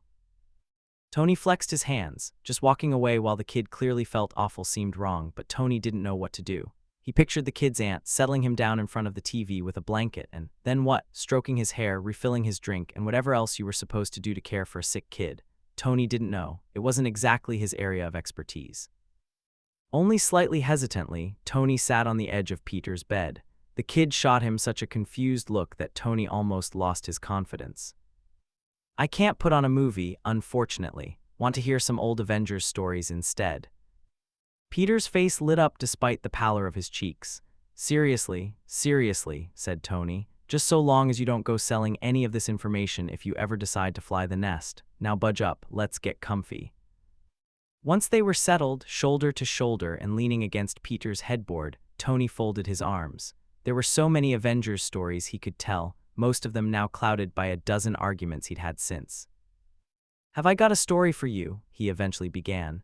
It should hopefully be new to your ears. We kept this one out of the press, of course. We had to think of Steve's image after he got both me and him captured and almost killed for the most inconsequential mission ever. And then that, of course, ended with Cap knocked out like the dead weight he is, because super soldierhood does not make one immune from jumping in front of a fucking train, and so then I had to, Pete. Tony couldn't see if the kid's eyes were closed from this angle, but when Tony gently nudged him, he didn't react. He'd fallen asleep. Something warm fluttered in Tony's chest. He swallowed and pulled Peter closer against his sternum, trying to find him a more comfortable angle. Peter's head lolled and he mumbled in his sleep, but he didn't wake. One of his hands clutched at the fabric of Tony's shirt. When Tony looked down at Peter for a moment, all he could see was every single person he'd never been able to save. All those people living under Ross's thumb, waiting for the hammer to fall and their enhancements to be uncovered. Stuck out here in the wilderness, he couldn't save any of them. But this one kid had found his way here, right into the safety of Iron Man's arms. Tony's chest felt awfully tight. He shifted, trying to relieve the numbness in his limbs. He was extortionately uncomfortable, but he was trapped here by Peter's weight as securely as if he were being held down by chains. There was no way he was going to push him off. With a sigh, Tony leaned his head back and closed his eyes, trying to get comfortable. Hours later, he was stirred awake when the door eased open. A figure stepped into the room, silhouetted against the light pouring in from the hallway. "Pete," the figure asked at a whisper, "Rhodey, you awake?" Rhodey crept to the nightstand on his side of the room and clicked on the lamp. The light was dim, but it was bright enough after hours in the dark that Tony squinted and flinched away from it. "Tony's, hey Rhodey Bear," Tony groaned. He squinted, trying to adjust to the brightness. Rhodey watched him and folded his arms, a small smirk tugging at his lips.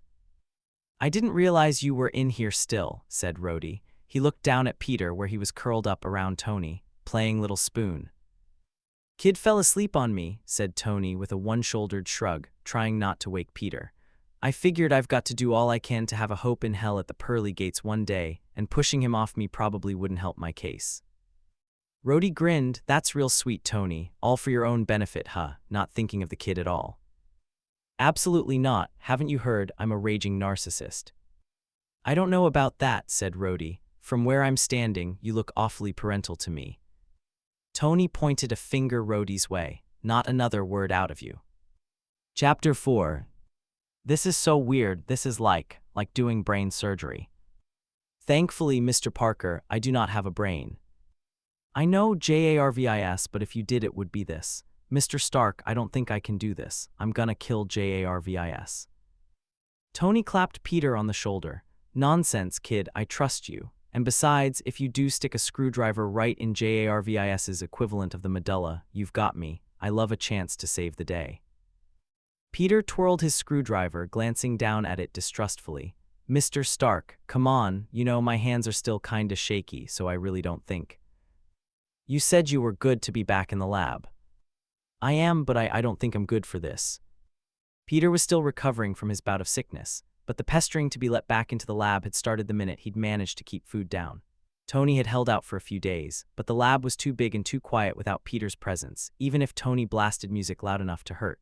Before long, and definitely before sense told Tony Peter was fully recovered, Tony found himself giving in to his mini-me's begging. "You're good? What do you mean you're not good?" said Tony, rolling his chair closer to JARVIS's server on the desk before them. "You see that screw right there? Step 1 is to unscrew that. Trust me, kid, I've got faith in you for at least that step." Peter muttered to himself, but he leaned in and did as Tony said. Just as Tony was about to reassure the kid he was doing great, Peter jerked. His head snapped up, and he almost took out half the motherboard with the business end of the screwdriver. Christ, Tony's hands flew out to grab Peter's, directing them up and away from the key inner workings that made JARVIS himself. That's it, that's JARVIS's medulla, you got it. Fury's here, said Peter, glancing over his shoulder. Outside, an engine rumbled past, and a moment later a car door slammed. Peter looked down at the wiring before him and sighed. See, I'm going to ruin something. Maybe we could just stick to, like, the coding side of things. Tony hesitated. There were infinitely more ways Peter could mess up JARVIS's coding that wouldn't be so easy to fix. JARVIS was responsible for their safety, after all, and Tony might not notice an error in the coding until it was too late. But then Peter smiled shyly. It'll be fun. Last time you said maybe in the future we could program him to only ever call Steve Capsicle. Damn it, Tony grinned. You're a man after my own heart, Mr. Parker. Seymour. We can start on the coding after we find out what Fury wants. They hastily reassembled JARVIS enough to ensure he probably wouldn't spontaneously break while they were gone, and then headed over to the cabin. The Avengers were gathered around the dining room table, listening while Fury gestured with a rolled-up piece of paper. Fury leaned back in his seat as Tony and Peter came in. Nick, Steve tried. Oh, hi, Spider-Man, said Fury. Steve held out a hand. Nick, let's take this slowly, we don't know what's going on. No, I know the kid's got you all wrapped around his little finger, but I want to hear what he has to say for himself. Peter glanced at Tony, then back at the others. What's going on? Fury crossed his arms. You tell me, Spider-Man. You care to explain why Thaddeus Ross claims he currently has you locked up in a top-secret facility? Peter went pale. What? Fury cocked his head. The buzz around your disappearance got too big to ignore. Ross came out and claimed responsibility for it, says he apprehended you a month ago. Peter looked a little like he was about to puke again. I don't. Well, obviously I'm right here. He doesn't have me. Come on, Fury, said Tony, resisting the urge to drag Peter behind him. Ross is clearly just posturing. Have you got any actually pertinent accusations to make, or do you just enjoy watching people squirm? You want a pertinent accusation, said Fury. He unrolled the paper he was holding and tossed it down onto the table. It was the New York Times, an actual honest-to-God newspaper, and plastered across the front page was a photo of Peter, one that looked as if it had been taken from a school yearbook. The headline read Spider-Man latest enhanced to be apprehended by authorities. Tony swallowed and looked at Peter. The kid's face was almost the same sickly, grayish-white color as the newspaper. Fury spread his hands. It's my job to be suspicious, Stark. Peter, prompted Steve. His eyebrows were knotted together in the middle as he stared at the kid. They were all staring at the kid. Do you know how Ross might have discovered your identity? Peter approached the table and picked up the newspaper as if in a trance. His hands were shaking violently as his eyes darted across the article. After a moment, his hand shot out to stabilize himself against the table, and he threw the paper down like it had burned him. Peter spluttered. I don't. His free hand covered his mouth, and he stared unblinkingly down at his own face as it smiled up at him in cheap, grainy ink. Tony felt an awful sense of something hovering over him, but he couldn't bear to see the kid in such visible distress. It's all right, kid, he said, stepping forward. Ross is claiming he has Peter. Correct, said Fury. Which is obviously untrue, said Tony. He frowned at the newspaper. There was something more going on here, but for the life of him, he couldn't see it. But then how the hell is the kid's face plastered across every newspaper in the country? Demanded Sam. They knew, said Peter, hoarse. His voice was quiet, but it immediately drew everyone's attention. He finally looked up from the newspaper and turned to stare intently at Tony. The people who kidnapped me, that's how they got me. They watched Spider-Man until they worked out my identity, and then they watched me when I was at school and grabbed me after I stayed late one day. But how did Ross find out if you escaped before they could give you to him? Asked Clint. The price on Peter's head, said Tony, picking up what Peter was putting down. Maybe the kidnappers thought they could still get a portion of the money if they sold Ross Peter's identity. And knowing Spider-Man's identity is pretty convincing proof that he's had Peter arrested, agreed Steve, gesturing to the newspaper. But then why claim he has Peter if he doesn't? Asked Bruce. The rising movements against him, maybe, suggested Rhodey. If public opinion is turning, he's probably panicking. Maybe he felt like he needed a win. Is claiming to have Peter really a good move on his part, though? Said Clint. Fury said the kid is pretty popular. Arresting a beloved hero isn't exactly the smartest public relations campaign I've ever heard of, especially not if you're already losing favor. Never said Ross was smart, said Rhodey with a grin, only panicking. And in need of the status capturing a high-profile enhanced would lend him, said Tony, glancing at Peter. The kid was still staring at the newspaper, his eyes darting across the text.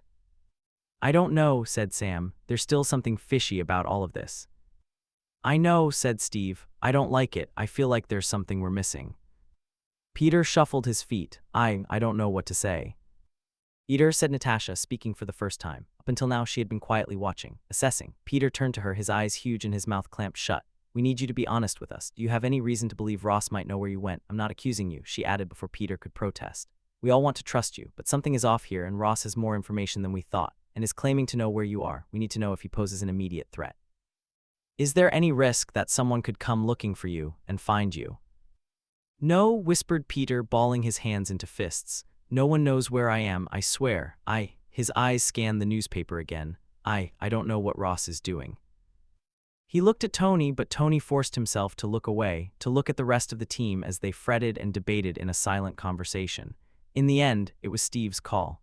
Their fearless leader glanced at Peter, then sighed and scrubbed a hand across his face. We keep an ear close to the ground, he said with finality. Ross is up to something, and I want to find out what before it comes to bite us in the ass, especially if it concerns a teammate. He offered Peter a smile at that, but Peter looked away. Fury, the second you hear anything about Peter or Spider-Man or any unusual movements from Ross, you let us know. Fury shot an unimpressed look Peter's way, but he nodded. So just to be clear, we're ignoring how weird this all is, said Sam, gesturing to the newspaper. All Peter would theoretically need to do is show his face once and he'd prove Ross to be a liar. Why would Ross risk that? We're not ignoring it, said Steve. We're approaching it with caution. Ross clearly thinks he has something to gain from all this. Sam still didn't look happy. Tony bristled, although he knew it was overly sensitive of him. They had to be careful, of course they did, but this was Peter. And between Peter's word and Ross's, I know whose I'm more inclined to trust. Maybe they were letting this all go too easily. As much as Tony trusted Peter, he had to admit there had always been something off about his story. But whatever it was, Tony hoped the kid would one day trust them enough to tell them what had truly happened to him. Tony didn't want to lose sleep fretting over it. For now at least, they were happy, their little ragtag family finally getting along better than they had in months, ever since Peter's arrival. Something about that train of thought made something heavy stir in Tony's gut. He knew why. It reminded him horribly of the very thought process he had criticized Steve for not so long ago. Tony still wanted to save all the enhanceds living under Ross's wrath, but it wasn't the same all-encompassing desire that had once plagued him day and night. All because of Peter. The kid had given him the purpose he'd clearly been so desperately craving. Tony had thought himself so much better than the others for wanting to save the world, but all it had taken was one kid for Tony to become satisfied with this small, quiet life out here in the middle of nowhere. Tony shook the thought away. His priorities had shifted, that was all. It was a lot easier to while away months of your life to plans and daydreams when you didn't have an actual, real kid to be caring for. Tony cracked his knuckles, 110% done with this whole headache. Anyways, if we're done harassing my kid, I need to get us back to the lab before we start experiencing withdrawals. My kid, Rhodey repeated with a teasing grin. Heat crept up the back of Tony's neck, but he found himself grinning back. Damn right, he said. He ruffled Peter's hair. Peter looked down at the floor and didn't say anything. Tony woke with a start. He groaned and scrubbed his hand across his face. It took him a moment to work out where he was after he forced his eyes open, but an aching deep in his lower back clued him in. He'd passed out on the couch. After Fury had left, Tony and Peter stayed in the lab until dinner. Tony had fallen into the habit of attending those team dinners recently, mostly to avoid having to explain to Peter why he liked to avoid them. And then Peter had suggested a games night, and the kids' competitiveness had kept the games going well past midnight, until evidently, Tony's exhaustion had got the better of him. Tony stretched his back until it popped, then threw off a blanket he didn't remember acquiring and stumbled into the kitchen. The clock over the oven told him it was deep within the tender hours of the morning. Christ, Tony eyed the coffee machine. JARVIS, darling, is everyone else asleep? Yes, sir, everyone is asleep and accounted for except for Mr. Parker, who left the range of my principal scanners an hour ago. Tony's head snapped up, his heart skipping a beat. Then where the hell is he? He is by the Quinjet, sir. I'm afraid my secondary scanners cannot determine whether or not he is asleep. However, he does not appear to be moving, and there has been fresh snowfall overnight. May I suggest you bring Mr. Parker your discarded blanket? Not needing to be told twice, Tony scooped up the blanket, shrugged on a coat, and toed into the first pair of boots he identified as his. He slipped out the front door, careful not to let it slam and wake anyone else. Fresh drifts of snow crunched beneath Tony's boots as he made his way over to the small figure sitting curled up on the Quinjet ramp, backlit by the soft blue lighting of the lab. "Hey," called Tony. Peter jerked violently. In the darkness of the night, Peter seemed half his size. His eyes landed on Tony, and he wrapped his arms around his knees. "Oh, hey. Didn't hear me coming." It made a change from the kid's usually uncannily accurate perception. Peter looked away. "Sorry, I was just thinking." He started only a little as Tony wrapped a blanket around his shoulders, then he gratefully tugged it tighter around himself and nuzzled into the warmth. Tony's knees cracked painfully as he sat down heavily next to Peter. "Christ, kid, I envy your vitality, but unfortunately, I'm a little too old for the whole dramatically running away in the night thing." "I'm sorry," said Peter. "Don't be," said Tony quickly. "You've had a hell of a run, kid. You can indulge your teenaged angst and freeze yourself half to death if it makes you feel better." "You're okay with me freezing half to death?" "Wait, no," said Tony quickly. His brain wasn't as awake as Peter's yet. "But as far as indulging your 15-year-old anger goes, it's not the worst thing you could be doing. At least out here you don't have access to abundant cocaine and spirits like I did." He looked at Peter. "What's going on in that big brain of yours, "Nothing's going on." "Oh, we're disappearing in the night for fun, are we?" Peter stared out into the forest. The trees were only just lit up by the Quinjet's blue lights, looking like ghostly apparitions crowding closer. Peter sniffed loudly, and Tony looked over just in time to catch his face crumple. "I miss my family," Peter choked, and then he broke down. His sobs echoed into the forest, so loud in the stillness. He scrubbed angrily at his eyes, choking on his sobs as he unsuccessfully struggled to maintain his composure. I'm sorry."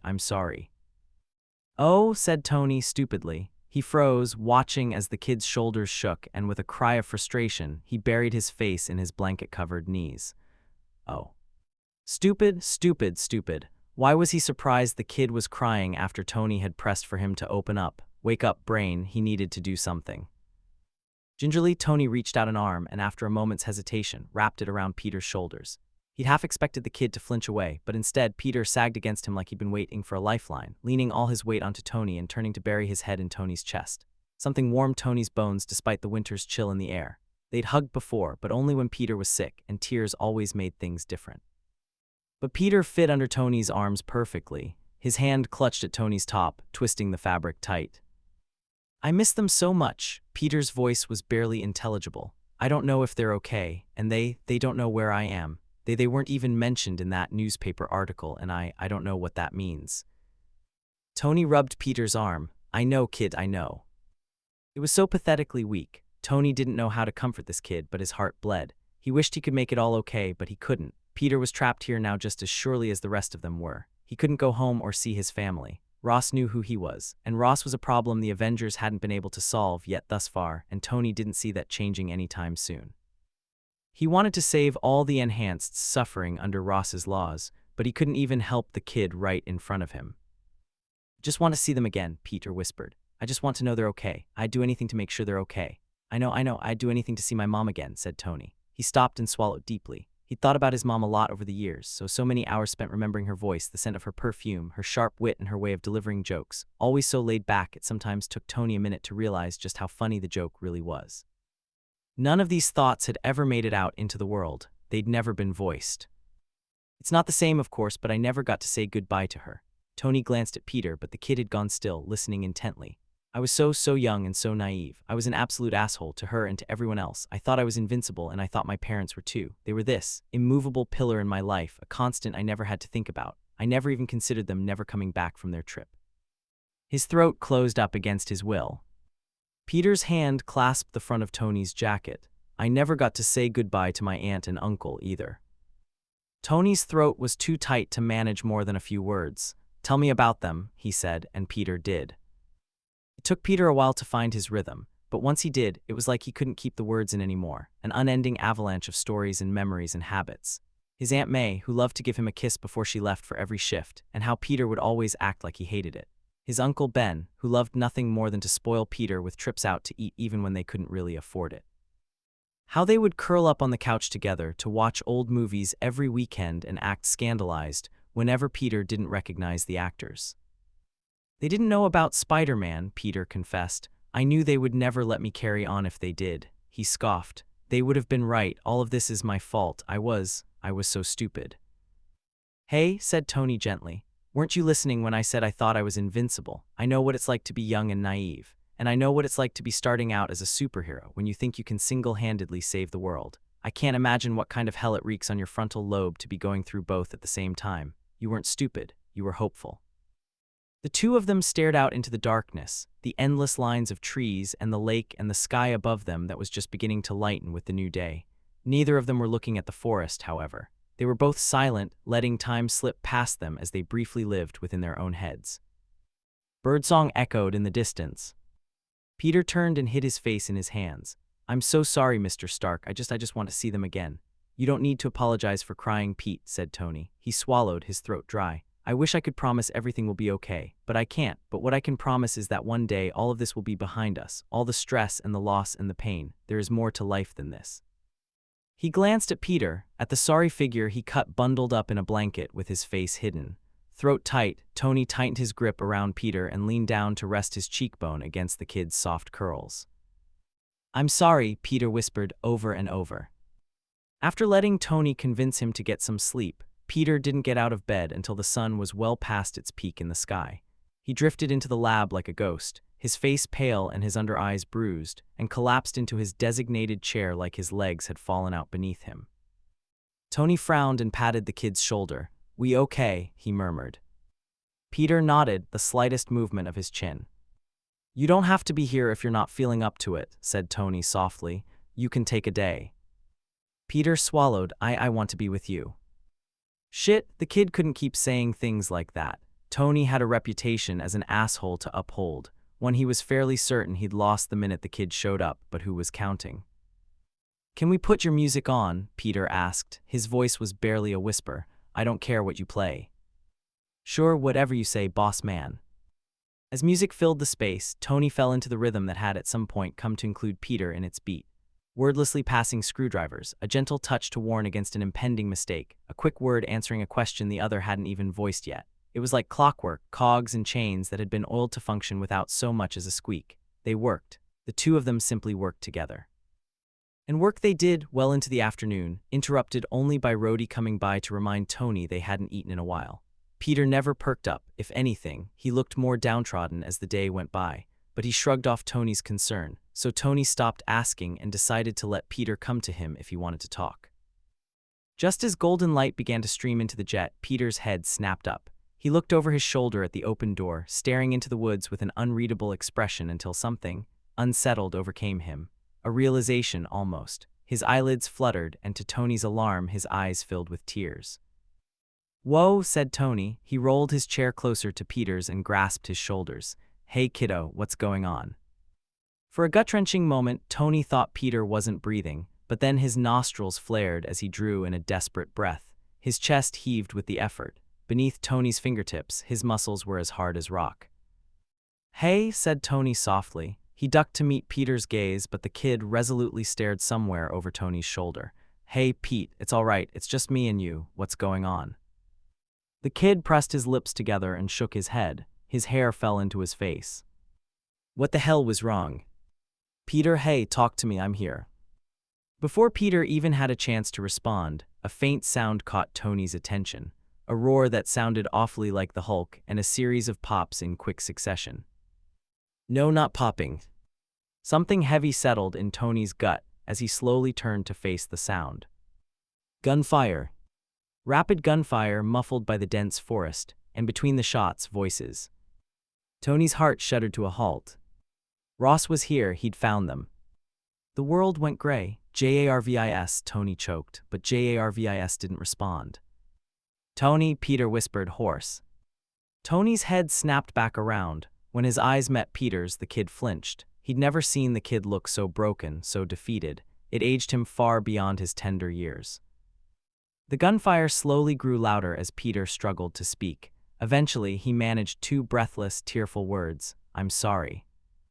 Tony could only stare, his mind floundering as it struggled to interpret what was happening. Footsteps pounded up the Quinjet's ramp. Panicked, Tony burst into motion. He grabbed Peter and yanked him behind himself. Before Tony even had time to think, let alone come up with any semblance of a plan, the Quinjet lab was flooded with soldiers. They invaded the space, all wielding assault rifles aimed straight at Tony's head. Tony backed up, pushing an unresisting Peter along with him. Tony's eyes scanned the lab as the soldiers brandished their guns, yelling for them to get on the ground. Not a chance. Tony lunged for the nearest housing unit and slapped it onto his chest. The nanobots were cold as they crawled across his exposed skin, but within a second he was fully encased in the Iron Man armor, arms raised, staring down the soldiers. He aimed a repulsor at the nearest one. The man flew back and hit the wall, and then the soldiers opened fire. Tony threw up an arm. Nanobots flowed out into a shield and bullets ricocheted off the metal. With the other arm, he focused on the other soldiers, taking them out one by one, uncaring of the bullets pinging off the suit. His heart thundered in his ears as he moved, falling back into the motions of battle he was surprised he hadn't forgotten. Target, fire, onto the next. One of the soldiers came at him from the side, and Tony leaped onto the desk to avoid a blow. He fired at the soldier, knocking him off his feet, and then raised the shield again as another round of bullets pinged off the suit's breastplate. A small, awfully familiar cry broke through Tony's focus, and he turned. He dropped his shield. One of the rogue bullets had clipped Peter's arm, and in the chaos, a soldier had crept around the back and now had Peter in a chokehold, a gun to his temple. Peter clutched at his arm as blood poured between his fingers. Out of the suit, Stark, the soldier snapped. Tony stood rooted to the spot, eyes darting from Peter to the soldier, to the rest of the soldiers as they took advantage of this reprieve to surround him. Beyond the Quinjet, all was silent. Tony didn't know what had happened to the rest of the team, but the battle was over, whatever the outcome. He was their last hope. Peter was shaking violently, probably from shock. Mr. Stark, he whispered. Aye. You're all right, kids. The soldier drove the muzzle of the gun closer to Peter's head, forcing the kid to crane away with a wince. Now Stark, Tony grit his jaw. If these were Ross's men, they probably wouldn't have any qualms about shooting an enhanced teenager in the head. Reluctantly, he let the nanobots peel back. Tony felt naked as he ripped the housing unit from his chest and tossed it away. Immediately, the soldiers around him attacked. Rough hands grabbed Tony and manhandled him down to the floor, so hard his chin cracked on the concrete. His mouth filled with blood. His hands were wrenched behind him as enhanced tissue cuffs flashed across his vision. In the chaos, Tony lost sight of Peter, but he could pick his voice out through all the commotion, letting out a small, choked sound and a terrified, "Oh my God, oh my God." Tony bucked and struggled. What were they doing to him? Were they hurting him? Peter, he roared. The cuffs cinched tight around his wrists, and then he was hauled back up to his feet, head spinning. He spat a mouthful of blood and craned his head around his captors. Peter! His cry died in his throat. The kid was still in the same place, pliant and unresisting as the soldier who had been holding him hostage now seized him at the elbow. The soldiers made no attempt to cuff Peter or to restrain him at all beyond the loose grip around his arm. Peter's red-rimmed eyes met Tony's own. No, what the hell was going on? A rough grip yanked Tony forward. He was frog-marched down the Quinjet ramp and out into the winter air. In the center of the clearing in front of the cabin kneeled the Avengers. They were all bound similarly to Tony, with a gun to the back of each of their heads. They watched dejectedly as Tony was led cuffed and bleeding from the jet. The only exceptions were Bruce and Steve. Bruce was unconscious, a sedative dart big enough to take out a horse sticking out of his neck, and Steve was slumped on the ground, bleeding scarlet into the fresh white snow. Tony's head swirled. It was over. Bruce was sedated, Steve was hurt, the others were captured, it was all over. The soldiers forced Tony to his knees next to the others. Cold snow seeped through the knees of his pants, but he barely noticed it. He couldn't breathe, he couldn't think.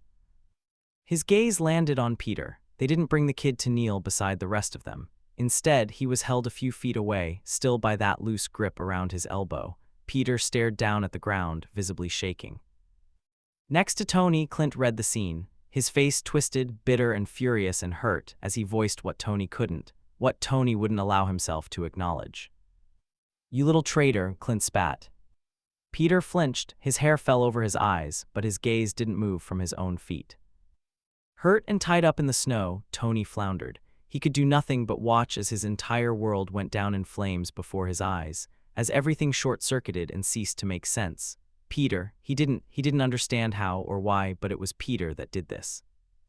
Peter betrayed them. Chapter 5 Chapter Notes. Hi, I'm so sorry for leaving everyone on that cliffhanger for so long. I'm in my final year of uni and this exam season has really been taking me out. I'd hoped to get this chapter up before the exams started, but unfortunately didn't have the time. Still, I hope you enjoy this one. If you find any mistakes or messy bits, please ignore them. I edited this chapter really quickly, haha. I'm a little bit nervous to post this chapter, so I'm just going to reiterate the warnings I put at the beginning of chapter 1. This is the darkest fic I've ever written, and this is the darkest chapter in this fic. Some specific warnings for this chapter include graphic violence, off-screen named character death, discussions of off-screen murder, threats of death, and references to genocide. Maybe I'm making it sound worse than it is, but I don't want people to be surprised, haha. And I'd also like to clarify that my stories will never have unhappy endings. If I haven't scared you off, happy reading. See the end of the chapter for more notes. Tony's kid betrayed them. And Tony could only blink as he struggled to force down lungfuls of the suddenly thin, chill air. He couldn't stop staring at Peter, his kid. He'd proudly proclaimed him as his kid, and yet beside him, Clint yanked at his cuffs. "We opened our hearts to you, you little shit." A soldier rammed the muzzle of their gun into the back of Clint's head. He crumpled forward with a grunt, then forced himself back up with difficulty. Tony started to shake, and he couldn't tell if it was just because of the sharp chill of the snow and the bite of the winter air on his bare arms, or because of the kid currently holding his burning heart in his hands. He was spared from deciding when a figure emerged between the trees. Gray-haired, dressed in a tailored three-piece and armed with a smug smile, it could only be one person. Ross. He approached the Avengers with a slow gait, taking his time to roam his gaze over each of them in turn, as if assuring himself they were all accounted for. Tony's hands twitched in their bonds as he glared at Ross. He wanted to dig his fingers into that man's flesh and rip him apart. Ross didn't say anything. The Avengers were captured, bound and forced to their knees in the middle of what had, until Peter found it, been their safe haven. What was there to say? Instead, Ross rounded on Peter. He strode toward him and stopped mere inches away, a slow, predatory smile pulling at his lips. "Look at me," his voice was low. Peter's head didn't move, his hair still covered his face. Ross's smile widened. Quick as a whip, Ross slapped Peter across the face.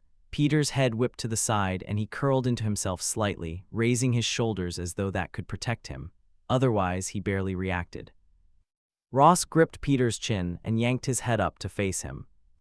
"Look at me." After a long moment, Peter's eyes flickered up to meet Ross's. Ross smiled. He brushed his thumb against Peter's cheek until Peter's lip curled in disgust.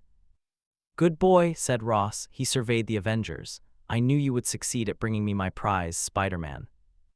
The tension in Peter's body seemed to give. He deflated, a pathetic shadow of the kid Tony had come to know. Tony looked down at the snow, his stomach churning.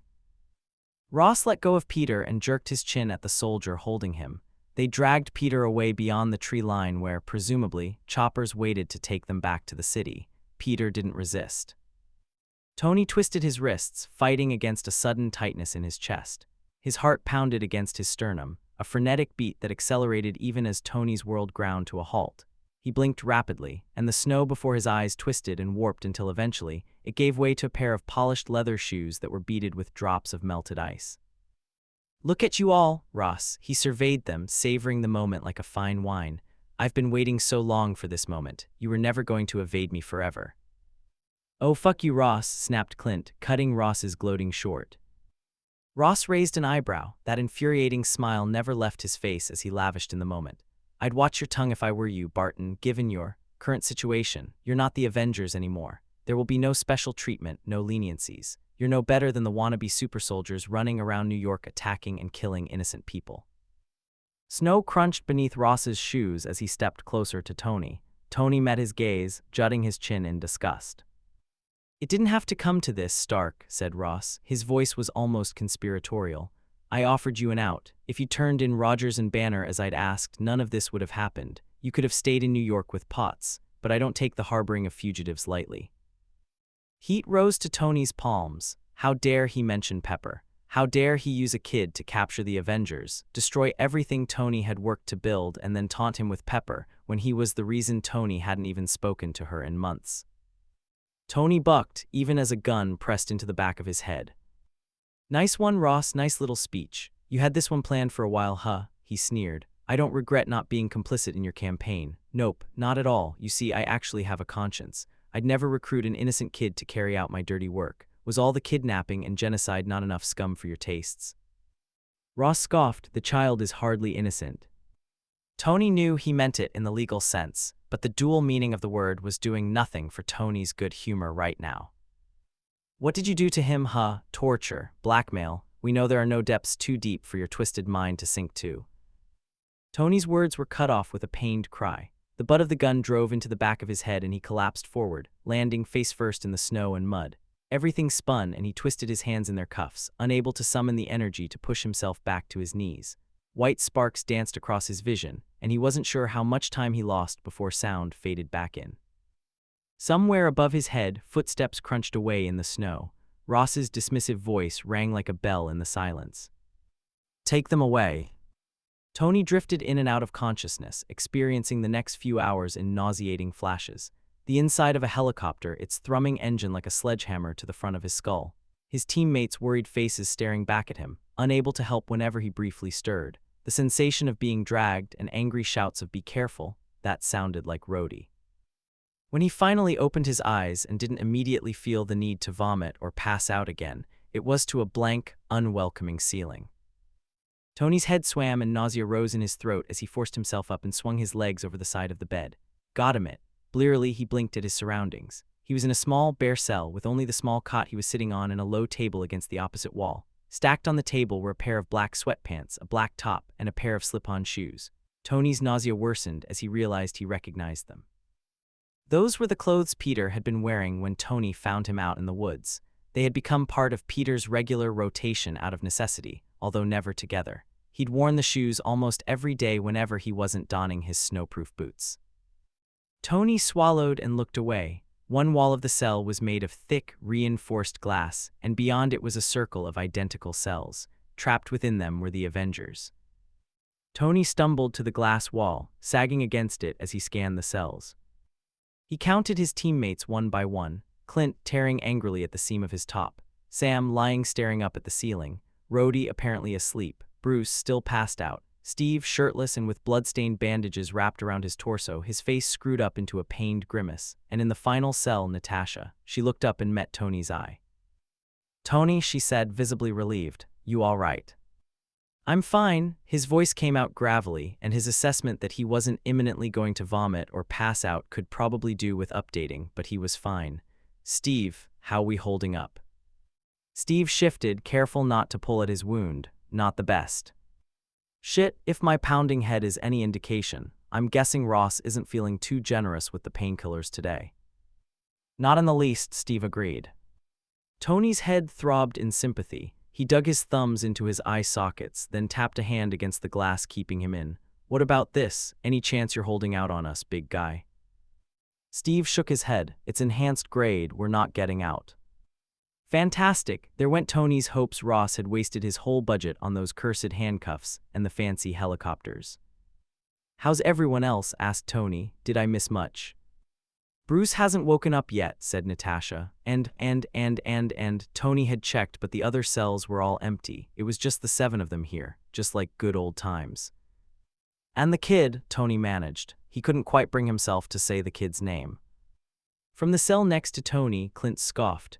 "Not a sign of him. He's probably having tea with Ross right now, having a good laugh at our expense." "Clint," said Natasha, with a glance in Tony's direction that Tony steadfastly ignored. "Oh, I'm sorry," said Clint, leaning against the door of his cell. "Are we just going to ignore the fact the kid sold us out, pretend like it never happened, like he wasn't waiting for the perfect moment to turn us over to Ross the entire time we've known him?" Across the antechamber, Sam sat up. "Clint's right," he said. "We knew he was suspicious. We all knew there was something weird going on with that kid. And I guess we found out what it was, huh?" He glared at Tony. "Glad we ignored all the warning signs until it was too late. At least we didn't harass Tony's kid and make him feel bad first." Tony didn't have the energy to respond to Sam's throwing his words right back in his face. He looked down at his hands, not knowing what to say for himself. He had ignored all the warning signs. "Sam," Steve said weakly. He grimaced and probed gingerly at the wound in his gut. "What?" snapped Sam. "Are we acting like we're not mad about this?" "We're mad about this," said Steve, "but we've got nothing to gain by arguing among ourselves. We need to be together, now more than ever." An uneasy silence fell over them. Tension simmered in the air as Peter and the events of the last few days ran through Tony's head, and he was sure everyone else was questioning what had happened, too. Eventually, Rhodey asked, "How did he even do it?" Tony hadn't realized he was awake and listening. Tony's gut instinct was to say he didn't know, but then images of Peter slumped on the Quinjet's ramp flickered across his vision. Tony looked up from his hands, nausea rising in his throat. "Last night, he did it last night," he said. His voice sounded wrecked, hoarse, and deeper than normal. "I found him by the Quinjet. Jarvis said he'd been out there for a while. The kid lied and said he was just missing his family and needed some air." Eli and Tony had fallen for it hook, line, and sinker. He replayed the night in his mind, overanalyzing every single thing Peter had done. The game's night, that had been all Peter's idea. And Tony had chuckled at his competitive insistence on one more game, just one more, even as it grew late, even as Tony grew tired and eventually passed out on the couch, leaving the Quinjet empty for the night. How Tony had found Peter sitting on the Quinjet ramp and hadn't even spared a thought for the computers just a few feet behind them, the only way Peter could have contacted the city. Tony thought of how distracted Peter had seemed when Tony found him, how lost in thought. Tony had let himself be distracted by Peter's tears and stories of his family. How could he have been so stupid, comforting the kid when only minutes before he'd called Ross to their location? The kid must have found it hilarious, Tony's pathetic attempts at comforting him for the tears he shed after signing Tony's own arrest warrant. Tony scoffed, a bitter, humorless sound. He probably hacked Jarvis too, to make sure Jarvis wouldn't snitch. Tony had taken such great pleasure in showing Peter how the AI worked. He'd beamed with pride as the kid gushed over the tech, had pressured him to show him how to do the recoding. His heart stung with betrayal, a heavy ache in his chest like Peter had taken the arc reactor and shoved it straight back into Tony's chest, crushing his sternum and lungs and heart. The kid's interest in technology and enthusiasm to learn how everything worked, the way he had chosen to spend hours and hours in Tony's company. Had any of it been real, or had Peter only needed a way to contact the city?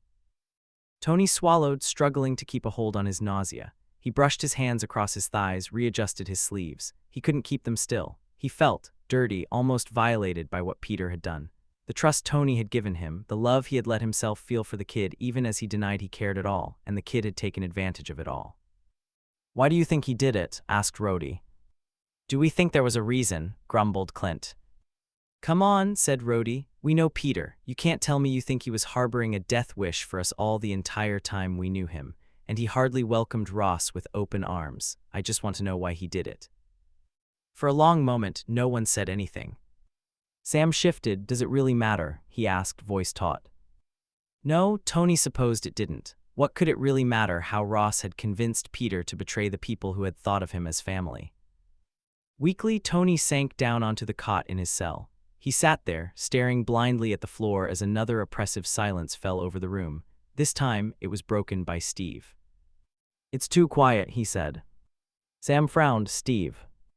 "This prison, it's too quiet. Based on Fury's reports, Ross has captured hundreds of enhanced since we fled New York, and I can't hear anyone in this prison except for us and the guards. So where are they?" "Could it be soundproofing?" asked Natasha. Steve looked up, his eyes haunted. He shook his head. "We're the only ones here." Hours later, the doors to the antechamber opened. Tony, who had been lying flat on his back on the cot trying not to have a mental breakdown, pushed himself up onto his elbows. He immediately wished he hadn't bothered. Ross strolled into the room, his footsteps loud and slow. The sound of them grated against Tony's ears. "Welcome to the raft," called Ross, his voice smug, and it only stung all the more given Ross was entirely entitled to his triumph. He'd captured the Avengers, and he'd used their kid to do it. "It's a true thing of beauty, this place, a monument to my life's work, an indestructible floating fortress currently 300 miles from the country's east coast, and you will not be leaving. No more penthouses or log cabins for you anymore, I'm afraid." Fucking hell, Tony was not in the mood for Ross's gloating right now. He dropped back down onto the bed. Apparently, he wasn't the only impatient one. Steve pushed himself to his feet and crossed to the glass of his cell door. He was still shirtless, and the bandages wrapped around his torso were saturated with dark burgundy stains. "Where are they all, Ross?" Steve demanded. "Where are all the enhanced you kidnapped?" Ross barely missed a beat. He stepped closer to Steve's cell. "Well, I guess I'm not surprised you noticed. It's a shame, really. Your abilities could have been useful in the correct circumstances." "Enough of your games," said Steve, his voice low. "These are real lives you're playing with. What did you do to them?" "I know exactly the value they hold, Rogers," said Ross. Somehow, the way he said it came out like an insult, like Steve was in the wrong for valuing human lives. "And they were not wasted. I put them all to work looking for you, of course." Steve's eyebrows tugged down in confusion that matched Tony's own. "Looking for us." Ross tilted his head. So surprised, Rogers. The search was not one-sided, of course. He strolled across the antechamber to Natasha's cell. She met Ross's eye unflinchingly. "My intelligence department caught several attempts at hacking our servers. They tracked the IP address to the upstate area, but were unable to pinpoint the exact location." Natasha leaned back with a smirk to rival Ross's. "Fascinating. Well, I'd imagine people get bored. Your servers would make an attractive target." Ross turned away from her with a sneer, his eyes locked on Tony. "And you, Stark," he stepped closer to Tony's cell, watching him with interest. "My men told me how you turned yourself in to protect Spider-Man. That's sweet. You really cared for him, didn't you?" Heat rose to Tony's palms. He sat up. "Fuck you, Ross. He's just a kid. You shouldn't have dragged him into this." "Just a kid?" Ross repeated. "No, he is not just a kid. Children can't climb walls or punch holes through concrete. Children can't heal from near-fatal wounds in hours or dodge a bullet aimed straight at their heads. Children can't permanently maim a man with one misplaced punch. Spider-Man is many things, but he is not a child." "You're psychopathic," snapped Tony. "You really think anyone who makes a living out of dehumanizing children is on the right side of history?" Ross continued as though Tony hadn't spoken. "Not only is he enhanced, but he was also acting in direct opposition of the Sokovia Accords, swinging around the city, assaulting people and interfering with police investigations.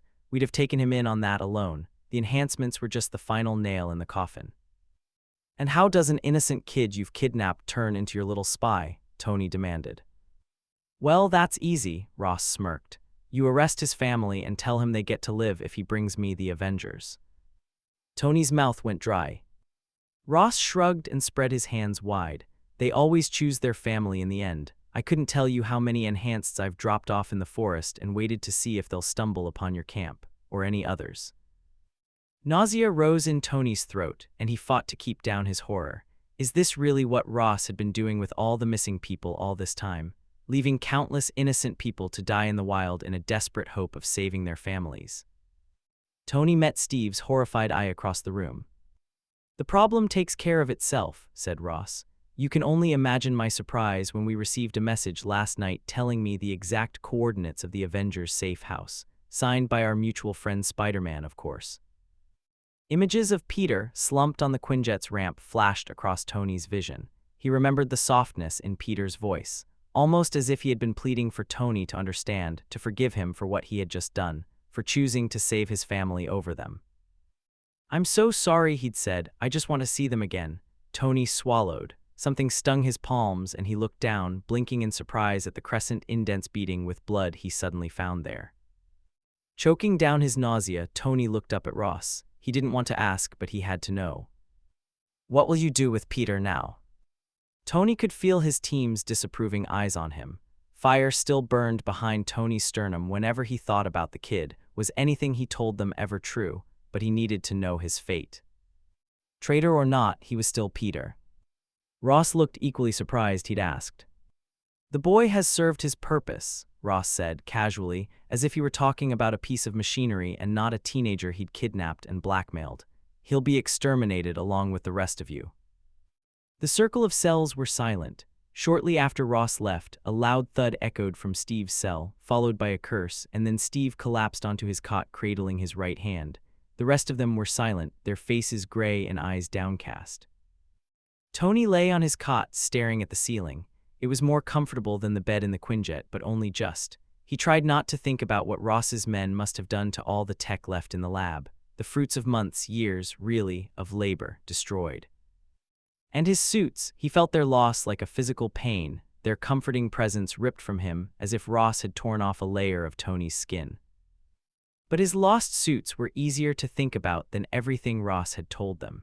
The horrors he had divulged to them with all the nonchalance of someone who had long since stopped seeing the immorality of their actions. Dead, all of them, all those enhanced people that had gone missing over the last few months were dead, murdered by Ross's ruthless hand, exchanging their lives for their families. And now the Avengers would soon join them. Ross intended their names to be the next on his horrifying record. Anger swelled up beneath Tony's sternum as all the stress and horror and hurt of the past day and the fate they now faced finally boiled over and overwhelmed him. "We should have done something," he snapped. After a moment, it was Natasha that responded. Tony, infused with rage, Tony swung his legs over the side of his cot and sat up, fists clenching at the thin mattress. "All those months we sat in that cabin and I told you we needed to be acting, that we needed to do something, and you all said we should wait." Tony breathed heavily. Across the antechamber, Steve was sitting slumped on his own cot. His face was painted with regret so potent, Tony would likely see traces of it every time he looked into those pale blue eyes in whatever future was left for them. And yet, Tony couldn't stop the torrent of acrid words spilling from his mouth. "If we'd acted when I said, we could have saved hundreds of lives. Thousands, even. All those people who were sent out into the forest in some blind fucking hope of finding us. Those deaths are on our hands." "They're on Ross, not us," said Sam with a worried glance at Steve.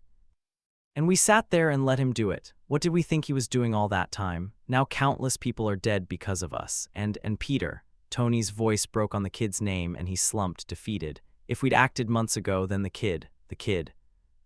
He trailed off. Tony knew he should hate Peter, but he couldn't. He himself had told Peter he'd do anything to see his mom again. If he'd been offered the chance to sacrifice strangers to save her life back when he was 21 and young and idealistic, he couldn't say he'd have taken the moral high path. Heck, he couldn't say with all honesty he'd take it today if offered the same thing. He didn't hate the kid, and yet anger still swirled in his gut anyways. If they'd acted months ago, Peter might never have been captured by Ross. He would never have been forced to betray them.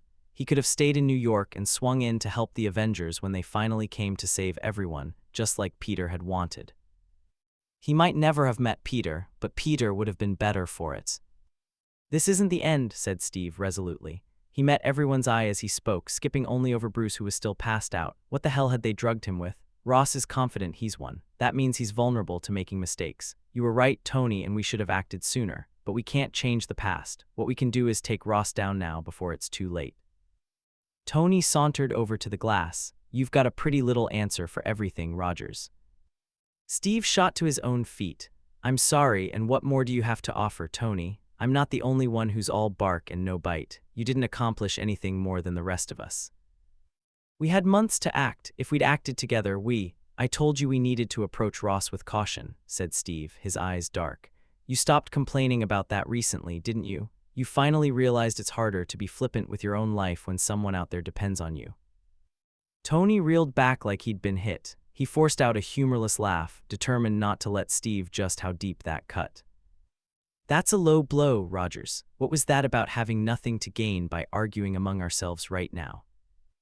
"I don't want to argue," said Steve, "but you're not in any position to be lecturing us, Tony, when it's the kid you so adamantly defended who got us here."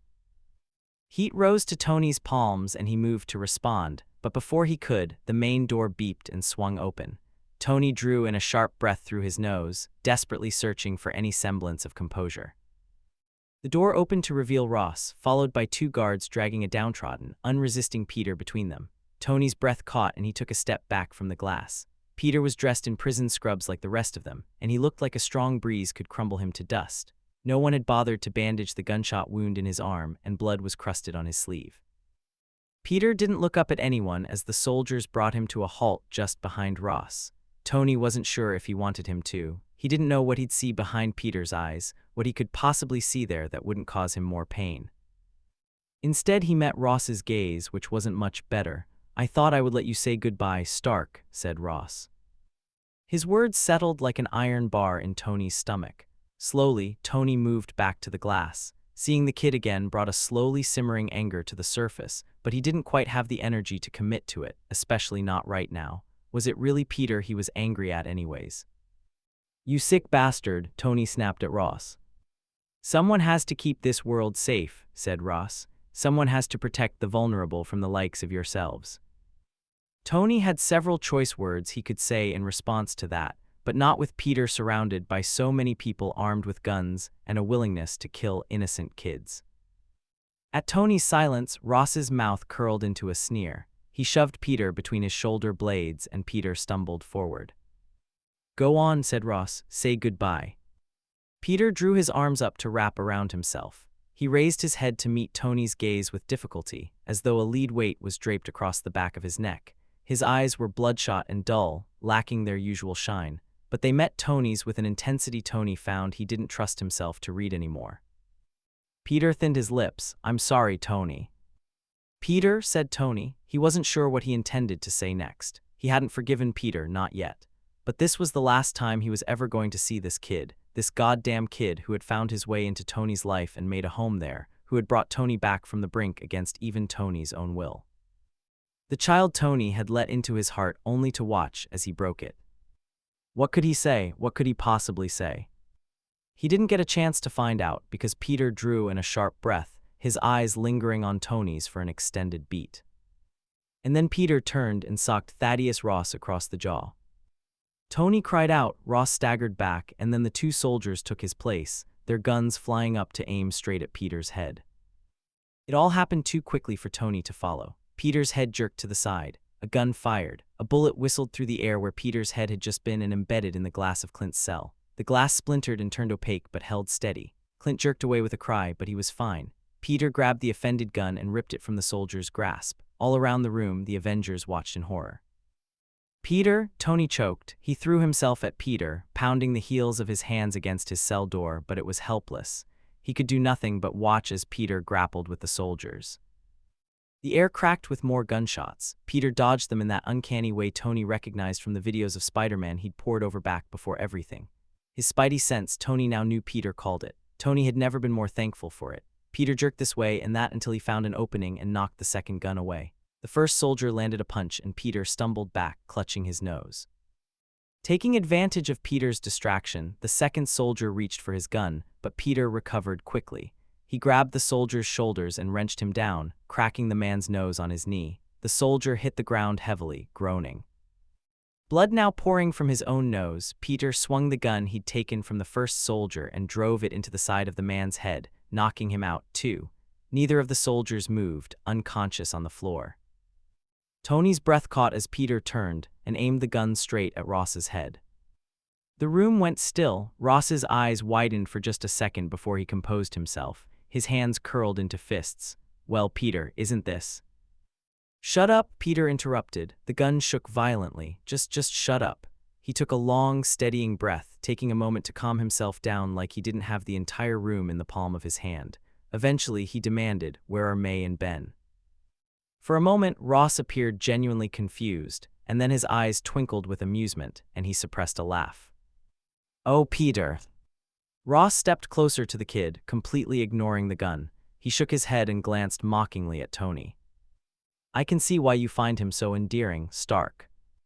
"Answer me," Peter snapped. "I know you have them. You said you'd let us go if I brought you the Avengers, and I did it, so where are they?" Ross fixed his sharp gaze on Peter. A condescending smirk played at his lips. "Did you really believe it, Peter?"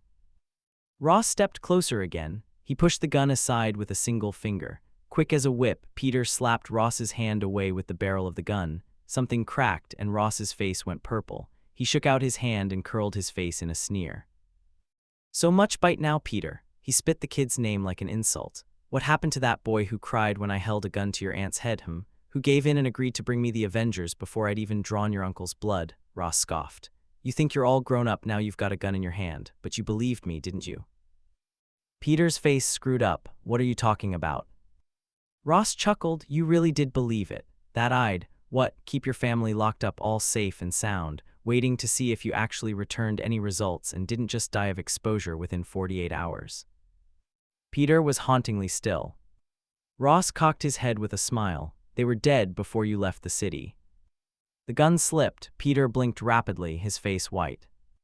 No, he whispered so soft Tony could barely hear it. No, you're lying. If you'd listened, maybe you'd have even heard the gunshots, said Ross. He clicked his tongue. What a shame. Your aunt was a very beautiful woman before I shot a hole in her forehead. Peter's face flooded with color. They were close enough now that Peter only needed to step forward once to press the muzzle of the gun between Ross's eyebrows.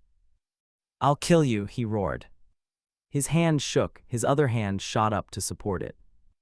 Ross barked a laugh. Oh please, we both know you don't have the guts to. A gunshot cracked the air. Ross's face exploded in a spray of blood. Chapter 6. Ross dropped like a stone and hit the floor with a wet thud. Tony flinched back with a cry. Peter stumbled back from the gun's recoil, only just recovering his footing before he fell. His face drained of color, and he readjusted his grip on the gun as he stared down at the rapidly expanding pool of blood beneath the mangled remains of Ross's head. At the life he'd just snuffed out with a twitch of his finger, Tony blinked rapidly. Peter just killed Ross. The whole scene was surreal, like a mad, incomprehensible hallucination. Tony shook himself out of his shock. He hammered a hand against the glass separating him from the kid, breaking the awful stillness that had fallen over the room. Peter, he called. Peter jerked and turned toward him. His face was pale and blank, and absolutely splattered with blood that dripped down his chin. After a moment, he shoved the gun into the waistband of his pants, then crouched and frisked the guards until he found a ring of keys. He approached Tony's cell first. It took his trembling hands several attempts to get the key in the lock, but eventually the cell door swung open. Tony burst out, reaching to do he wasn't sure what, grab the kid, pull him into a hug, strangle him for what he put them through, but Peter thrust the keys into Tony's grip before he could decide. You need to go before they just go, please, Peter stuttered. Peter, said Tony, but Peter turned away. He managed a few steps before his legs seemed to give up and he collapsed to his knees, silent and defeated. Tony hesitated, torn. Something in his chest ached to go to the kid, but he forcibly tore his eyes away and quickly turned to the nearest cell, Natasha's. She grabbed Tony's wrist as Tony handed her the keys. You sure about the kid? She asked. Tony hadn't even admitted to himself what his heart had already decided, and yet she already seemed to know what he was about to do. Of course she did. Tony sighed. We all listened to the same sob story just now, didn't we? Natasha glanced over Tony's shoulder at the kid, then nodded. As she freed the others, Tony walked back to the kid and ducked down to meet Peter's unseeing gaze. His face was aged 10 years in his grief. Hesitantly, Tony rubbed a hand across Peter's shoulders. He half expected the kid to flinch, but all Peter did was swing his vacant gaze to meet Tony's. A fresh wave of sorrow swept across his face. Tony, he whispered. Hey, bud, said Tony. He didn't ask if Peter was all right. It was abundantly, unavoidably clear that he wasn't. Instead, he squeezed Peter's shoulder and leaned in, trying to judge how much of the blood smeared across Peter's face was his own. Are you hurt? Can you stand? Peter merely blinked. Tony. Tony swallowed. I'm here, but come on. How about we talk on the road, huh? Said Peter as if he hadn't heard him. I just wanted to save them. Tony drew in a sharp breath. They were dead before you left the city.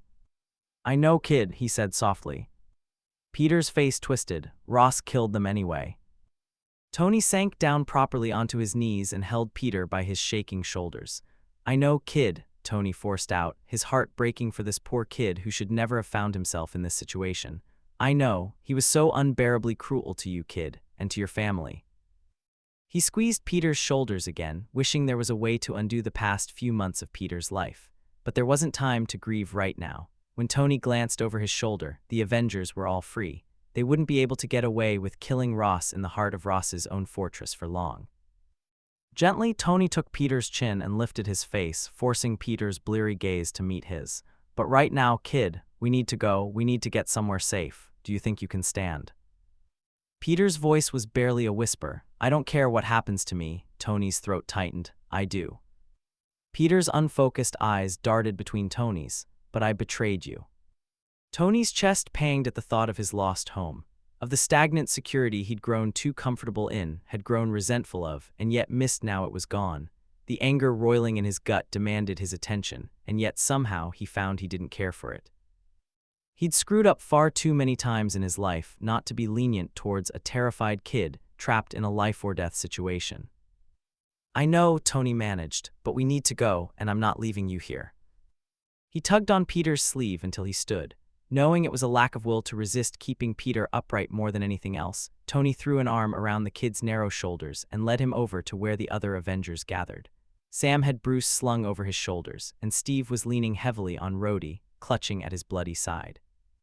Tony, said Steve with a weak smile, agree to disagree. Tony blinked. He'd already half forgotten his verbal spat with Steve, the one Ross had interrupted with the threat of the imminent end of Peter's life. Tony sniffed. Agree to shelve it until we're out of here, at least. Steve nodded. Let's go. What's the plan? Said Clint, glancing worriedly between Bruce and Steve. Tony followed Clint's gaze. Staging an escape from an inescapable prison had never exactly been on his bucket list, but especially not with their two strongest team members either unconscious or wounded. We head up, said Natasha firmly. If we're really in the middle of the ocean, Ross would have needed a way to get back to land quickly. My bet is a helipad on the roof. Before they could move, however, noise erupted beyond the double doors that led into the room of cells. Tony yanked Peter closer, bracing for whatever fresh hell was about to come crashing down upon them. The doors slammed open and soldiers flooded through. Tony tensed, arms shooting out to protect those on either side of them, but then a familiar figure appeared between the soldiers. Good news, called Nick Fury, looking so out of place in the prison with his perfectly tailored black coat and polished shoes. You're free to go. We finally secured an arrest warrant for Ross. Turns out he got a little too big for his boots by capturing the non-enhanced members of your team. Fury abruptly stopped. His eyes landed on Peter, and then he reassessed the Avengers as if realizing they were already out of their cells before his own men had a chance to free them. His shoulders dropped. What have you done? Sir, called a soldier. He crouched over Ross's mangled corpse. Ross is dead, sir. Fury's eye darted over Ross, then his gaze narrowed on Peter's blood-soaked form. Well, he said, that definitely complicates matters. The deep rumbling of an engine jostled Tony, keeping him constantly tense as he fought to stay still and upright. At his side, Peter was still tucked under his arm. Sometime after takeoff, Peter had tilted sideways and rested his head against Tony's shoulder. He was still staring unseeingly down at the floor, but his trembling had lessened a little. Natasha had been correct, of course. A helipad on the roof and a shield Quinjet awaiting them there. It had been so easy in the end to just walk out with Fury at their sides. Sunlight poured through the thick glass of the windows, turning the team's faces sallow. Across the cabin, Steve had passed out, but Bruce was finally awake and was slowly working his way through a rehydration packet. The door to the cockpit opened, and Fury ducked through. We should be landing at SHIELD headquarters within the hour, he said, sinking into the seat next to Natasha. SHIELD headquarters, huh? So are we still fugitives? Asked Tony. Probably, said Fury with a shrug, but with Ross dead, I don't think there's anyone left who cares. Nobody's going to be locking you up again, that's for sure. There have been protests and riots in the streets since Ross announced he had captured you. The people have lived without their greatest defenders for too long. He smiled weakly. And I've arranged private accommodation far away from SHIELD's detainment wing if that's what you're worried about. Teasing aside, Fury's words settled uncomfortably in Tony's stomach. Thousands of Enhanceds had gone missing over the past few months, and yet it had taken the Avengers being captured to spark widespread anger. It wasn't right. So everyone knows what happened? Asked Clint. Pieces of it, said Fury. Ross couldn't resist bragging that he'd finally captured the Avengers. That was what we needed, actually, to shut his operation down. We'd been putting together a human rights violation case against him for months, but we had no proof. Him announcing his intentions to punish all of you with equal severity, regardless of enhancements, was what we needed. But he's kidnapped non-enhanced people before, said Sam. He admitted that to our faces. Tony tugged Peter a little closer. Maybe, said Fury, but if he did, those disappearances couldn't be tied to him. we needed something provable. Tony hated the implications of that little legal loophole, but he'd take it if it meant ending Ross's reign of terror. Not that Ross needed to be worrying about legal repercussions anymore. "We'll discuss the whole story once we've touched down," said Fury. "There's only one loose end we couldn't explain, and that was how Ross found you." A tense, loaded silence fell over the Avengers. Tony shifted as his team's gazes fell upon him, and upon the seemingly catatonic kid leaning on his shoulder. Should Tony throw Peter to the wolves, and if he didn't, would one of the others?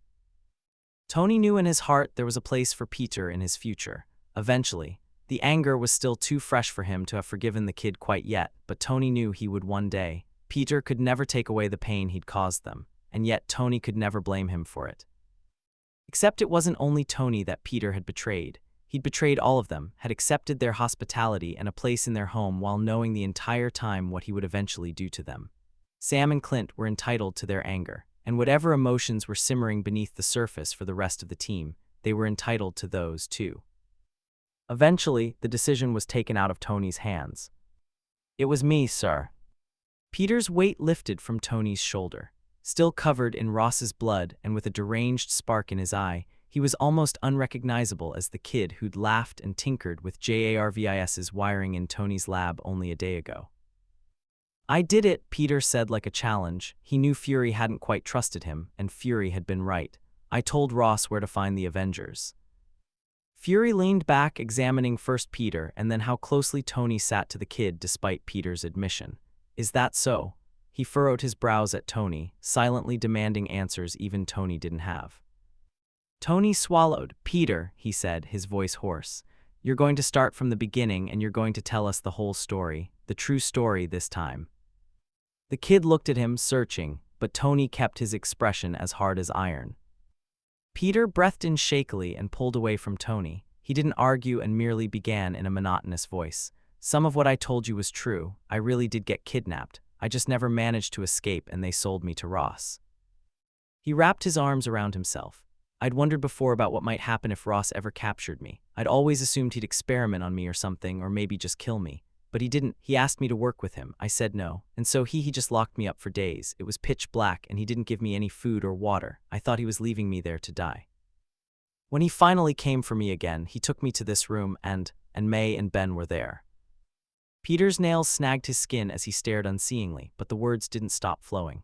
"They hurt them. His men, they attacked my aunt. And then they told me what they wanted me to do. That they were gonna dump me in the forest. They suspected you guys were hiding in because they'd been watching Fury's movements and that I was either gonna die or I was gonna bring them the Avengers.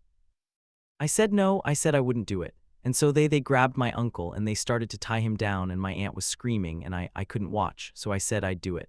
Peter's face twisted. "I'm sorry, I'm so sorry. They hadn't even hurt him yet, but I just wanted to save them." "We know," Tony whispered as he twisted his hands into fists. "We know, Pete." Peter shifted, seemingly unable to sit still as he recounted his story. "They drove me out into the forest and dumped me there without a coat or water or anything. And as I watched their truck drive away, I'd accepted I was going to die. That I was gonna wander the forest until my legs collapsed and then I was gonna die and then Ross would kill May and Ben. But I didn't. Mr. Stark found me." Peter swallowed. "They left me there just before sunrise, and Mr. Stark found me just after sunset." It all made sense. The mystery of how Peter had survived the better part of a week wandering through the snow finally had its simple answer. He hadn't. Ross wouldn't have let Peter go close enough to the city that he'd have had any chance of finding his way back, and a couple hours into the woods by car could shave days off the journey on foot. "I'd already given up," Peter admitted in a whisper, "but then I saw Mr. Stark and I knew I thought I actually had a chance to save May and Ben."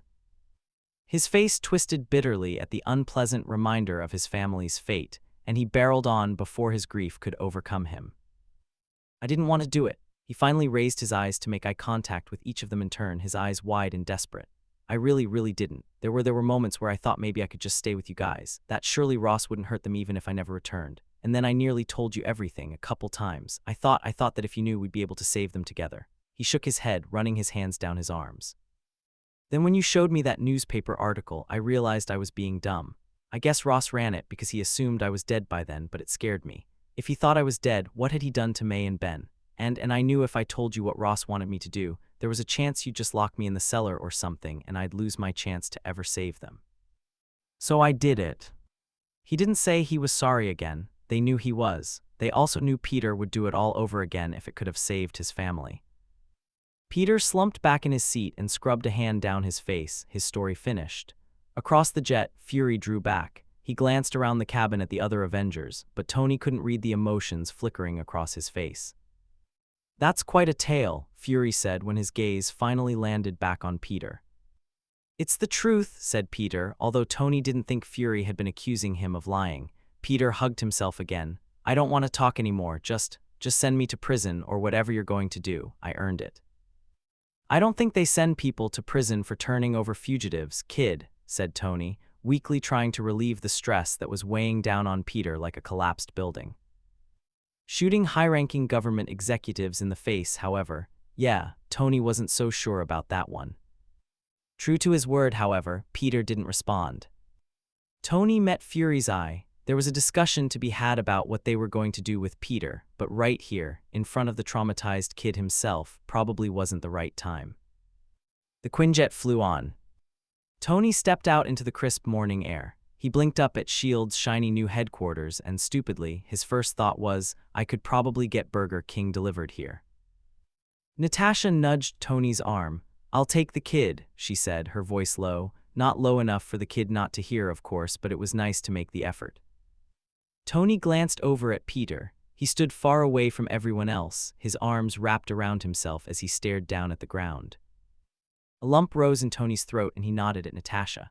She gently took Peter by the elbow and led him away into the main building. Peter simply let her. He still hadn't said another word and he barely seemed present. Tony didn't particularly want to let him out of his sight. The accommodation is on the upper levels, said Fury, nodding to one of the taller buildings that surrounded the helipad. They're away from the main offices, so you don't have to worry about privacy. This new compound was a wide, open clearing in a forest, dotted with numerous sleek, modern buildings at regular intervals. It was bustling with activity as S.H.I.E.L.D. agents made their way between the various offices and pretended they weren't staring at the Avengers where they stood on the landing pad at the center of the compound. Tony didn't like it. There were too many people. Maybe here Tony had a better chance at finding a secluded corner and successfully avoiding them all, at least. That tiny cabin hadn't had any forgotten, seldom visited corners. Thank you, said Steve solemnly. His face was a little pale, but if his injury was bothering him, he was soldiering through it, as he always insisted on doing. Really, Fury, we can't thank you enough for everything you've done. Nonsense, said Fury, waving him off with a wry smile. You guys are far too big of an investment for me to let Thaddeus Ross finish you off. And Peter, asked Tony. Fury raised an eyebrow. What do we want to happen with Parker? Before anyone else had a chance, Steve answered. His tone was assured, like he'd anticipated this and given it thought and left no room for argument. He was speaking as captain.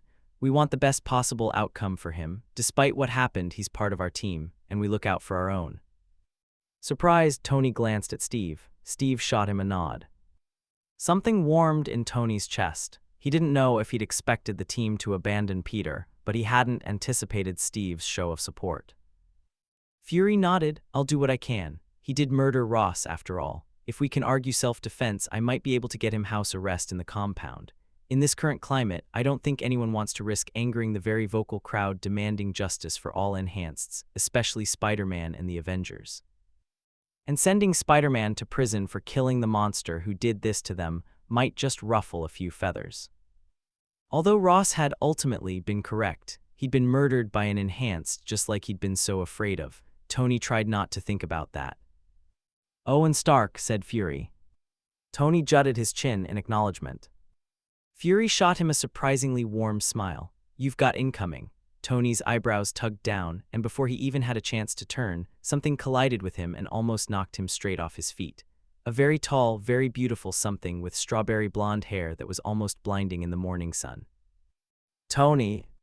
Stunned, Tony's arms shot up to wrap around his assailant, ignoring a teasing whoop that sounded like Sam. He breathed in deeply, relishing the sweet, floral shampoo scent he hadn't realized he'd missed as much as he had. Peppered, Tony breathed. She drew back, smiling unabashedly. Her eyes were red-rimmed and darted between his as she drank in the sight of him. She let out a small, humorless chuckle. If you ever do this to me again, Mr. Stark, I will sell your company to Norman Osborn." Tony could only smile and draw her back in for a hug, and for a moment, everything made sense. It didn't feel right, locking the kid in, but Fury enforced it, stating that letting Peter roam free after shooting Ross wouldn't help their case in the inevitable legal battles and calls for repeal looming over the Avengers. And it wasn't like Peter was going to protest, so they locked him in one of the spare bedrooms of their private quarters. Still, everyone had made a point of assuring themselves they weren't detaining the kid. No, it was about protecting Peter, really, and so Tony decided to make Peter's safety his own problem. The rest of the Avengers were still sorting through their anger and grief for everything that Peter had done. Honestly, even Tony wasn't quite certain which emotions were responsible for the tightness in his chest every time he looked at the kid. But Peter needed someone in his corner. And despite everything, he was still Tony's kid. The door automatically locked behind Tony as he stepped into the room, balancing a tray. It was laden with the kid's favorite foods in a completely transparent attempt to convince him to eat. Peter himself was curled up on the bed, staring at the wall. "Hey Pete," said Tony, forcing brightness into his voice. "I've got your lunch, and news from Pepper. She says one of your neighbors managed to save some boxes when your landlord came to empty out the apartment. We should be able to get some of your stuff back." Peter didn't respond. That was normal. Over the past few days they'd been holed up in the compound. The kid had still barely spoken or moved or eaten or engaged with anyone. Tony was trying not to let it overwhelm him. "Come on," he sighed, sitting heavily on the edge of the bed. "Chow time." After a long pause, Peter slowly pushed himself into a sitting position. He didn't protest when Tony set the tray down in his lap, only picked up the fork in a loose grip and poked at the food. He swallowed heavily and set his fork down. "Why are you doing this?" Tony blinked. That was the most words Peter had strung together in days. Quickly, so as to not lose the moment, Tony said, "Doing what?" "This," Peter gestured weakly in Tony's general direction. "Coming to see me, bringing me food, trying to get May and Ben's stuff back, just this." "Why wouldn't I, kiddo?" Peter stared down at his food, his eyes roaming over the selection of his favorite foods, snacks, and drinks. All things he had quietly requested back at the cabin, and that Tony had nagged Fury for whenever he forgot them from the supply drop-offs. "I don't deserve it," Peter eventually whispered. "Now you see," said Tony, tapping the tray until Peter picked up the fork again, "that's where you and I disagree. I don't know what you see when you look in the mirror, kid, but when I look at you, all I see is a kid who's lost everything and could really do with someone to look out for them." Sometimes Tony wondered what the pre-Peter Tony would think if he could see him now. Hopefully, he would appreciate having found some sense of purpose. "But I betrayed you," Peter insisted. His voice quickly gained speed. "I turned you in. I knew what Ross would do to you, and I turned you in anyway." "Yeah, kid, and you looked real happy about it," Tony sighed. "Look, you lived with us for, how long? A couple months. Unless you have a shining career on the big screen in your future, then I'm inclined to believe that that's who you are. Not the person who turned us in, not the person Ross forced you to be." Peter didn't look convinced. Tony leaned in. "I spent every day of those 2 months with you, kid, and every day you proved yourself to be a good person. Heck, you even betrayed us just to save your family, because even when you're breaking my heart, you're doing it for a good reason. Now, maybe everything you did and said was a big lie." "It wasn't," Peter interrupted quickly. He swallowed. "I lied about how I ended up there, but the rest, everything about me and my family and who I am and all those hours we spent in the lab, that was real, Mr. Stark, that's me. And I'm sorry I betrayed your trust and used your tech to call Ross. I just—" "Peter," said Tony, his voice raw, "it's okay. I get it. I know why you did it." "I just need you to know that," Peter whispered, "that I wasn't trying to get close to you just to use your tech." Something loosened in Tony's chest. "Thanks, Pete. And I need you to know that as much as you seem to want me to, I'm never going to blame you for falling victim to Ross's sick little games." Peter stared down at his tray. "You're a kid," said Tony, "and you were scared. Ross put you in an impossible situation. No, it wasn't the right thing to do to turn us in, but it wouldn't have been the right thing to do to abandon your family if you thought you had a chance of saving them either." "Sometimes there is no right choice," he said softly. "You just have to do what you think is best, and the choice you made, kid, no one can fault you for that." "Sam and Clint can," said Peter, and Steve. I know he was acting like he wasn't mad, but when he gets angry his heart does this little skip." Yeah, kid, we were all mad in the moment, but it's not you we're mad at. Ross, Peter murmured, his eyebrows screwed up a little. But that's exactly why you shouldn't waste your time with me. They're gonna throw me in prison, aren't they, for killing him, so this is all a waste of your time. I'm not abandoning you, said Tony. And you're not exactly going to get off scot-free, Pete, but trust me, they're not going to throw you in prison. You'll get probation, probably house arrest. Steve will have you begging for the sweet release of prison when he insists on putting himself in charge of your emotional well-being. It'll be great. Peter set down his fork. I just don't understand why you do this all for me. Tony sighed. He reached out and fixed a rogue curl on Peter's head. Because despite everything that happened, you're part of the team and you're my kid. I know that might not make sense right now, but it will one day. And whatever happens over the next few months, we're gonna face it together. Because come what may, Tony would fight for his kid. For his freedom, for his innocence, for his right to be happy after everything Ross had done to him. Tony had spent far too long hiding away in his lab out in that forest, shirking what it meant to be part of a team in favor of stewing in his own arrogance and self-righteousness. Now it was finally his chance to right Ross's wrongs. Not all of them, not even most of them, but he could right this one. Slowly, Peter leaned in until his hand landed heavily on Tony's shoulder. Tony wrapped an arm around his kid and pulled him tight. It's been so long, Peter mumbled from the passenger seat. Tony glanced over at the kid. It had been several months, and yet Peter was still different from how he'd been at the lakeside cabin. He was making progress. Slow progress, but progress. The various programs he was forced to attend throughout his probation, including hours of therapy Tony could only cringe at, had helped. But still, you couldn't recover from what Peter went through in a matter of months. He'd likely be carrying his experiences with him for the rest of his life. Tony, of course, would be there every step of the way. Queens, Tony clarified, settling his eyes back on the road. It was still weird for him, too, to be back behind the wheel of a fancy car. Thankfully, Pepper had been able to save most of his and the Avengers' possessions in the wake of Ross's siege of the tower, and driving through New York City without a care in the world. Sometimes he still felt the hairs rise on the back of his neck at some perceived, non-existent threat. Ross was dead. The anti-enhanced movement had fizzled out to almost nothing in the wake of the Avengers' capture. On paper, everything was okay again. Yeah, said Peter, I thought everything would look different, I guess. Everything just looks the same. Their world had been irreversibly turned on its head. For most people, however, the Avengers' plight with Ross was just another headline in the endless news crawler, sandwiched between the outbreak of war in a country most people couldn't find on a map and a murder victim whose name would be forgotten within the month. The parking lot was mostly empty when Tony pulled in. He was grateful for the solitude. Peter was newly freed from house arrest, and this was his first big foray into going out in public again. The peace would be appreciated, especially since it gave Peter a chance to say goodbye privately. Peter climbed out of the car, his face pale as his gaze roamed over the rows and rows of headstones that disappeared into the distance. Tony squeezed his shoulder. Know where we're going? Peter nodded. It's towards the back. It was only a short walk through the warm spring air, shaded from the sun by the dense tree canopy above their heads. Peter turned off the main path and led Tony down to where, in the small Parker family plot, a shiny granite headstone stood out from the other, older stones, Benjamin and May Parker. It was just a cenotaph, a headstone over an empty grave. They'd never been able to find the bodies of Peter's family or of any of the other innocent people murdered by Ross's hand. Peter gently set down the bouquet as Tony stood back. Peter had insisted on picking out the flowers himself, humming and hawing over the dozens of bouquets for sale at the farmer's market they'd stopped at on the way. Eventually, he'd chosen carnations. They were May's favorites, he'd explained, and she wouldn't have accepted anything less. Hey May, hey Ben, Peter whispered as he tugged on the bouquet, rearranging the greenery so more of the petals showed. I really miss you guys, but I wanted to let you know that I'm going to be okay. He looked up at Tony then and smiled. Tony ran a hand through Peter's hair in encouragement, then quietly excused himself to give Peter a little privacy.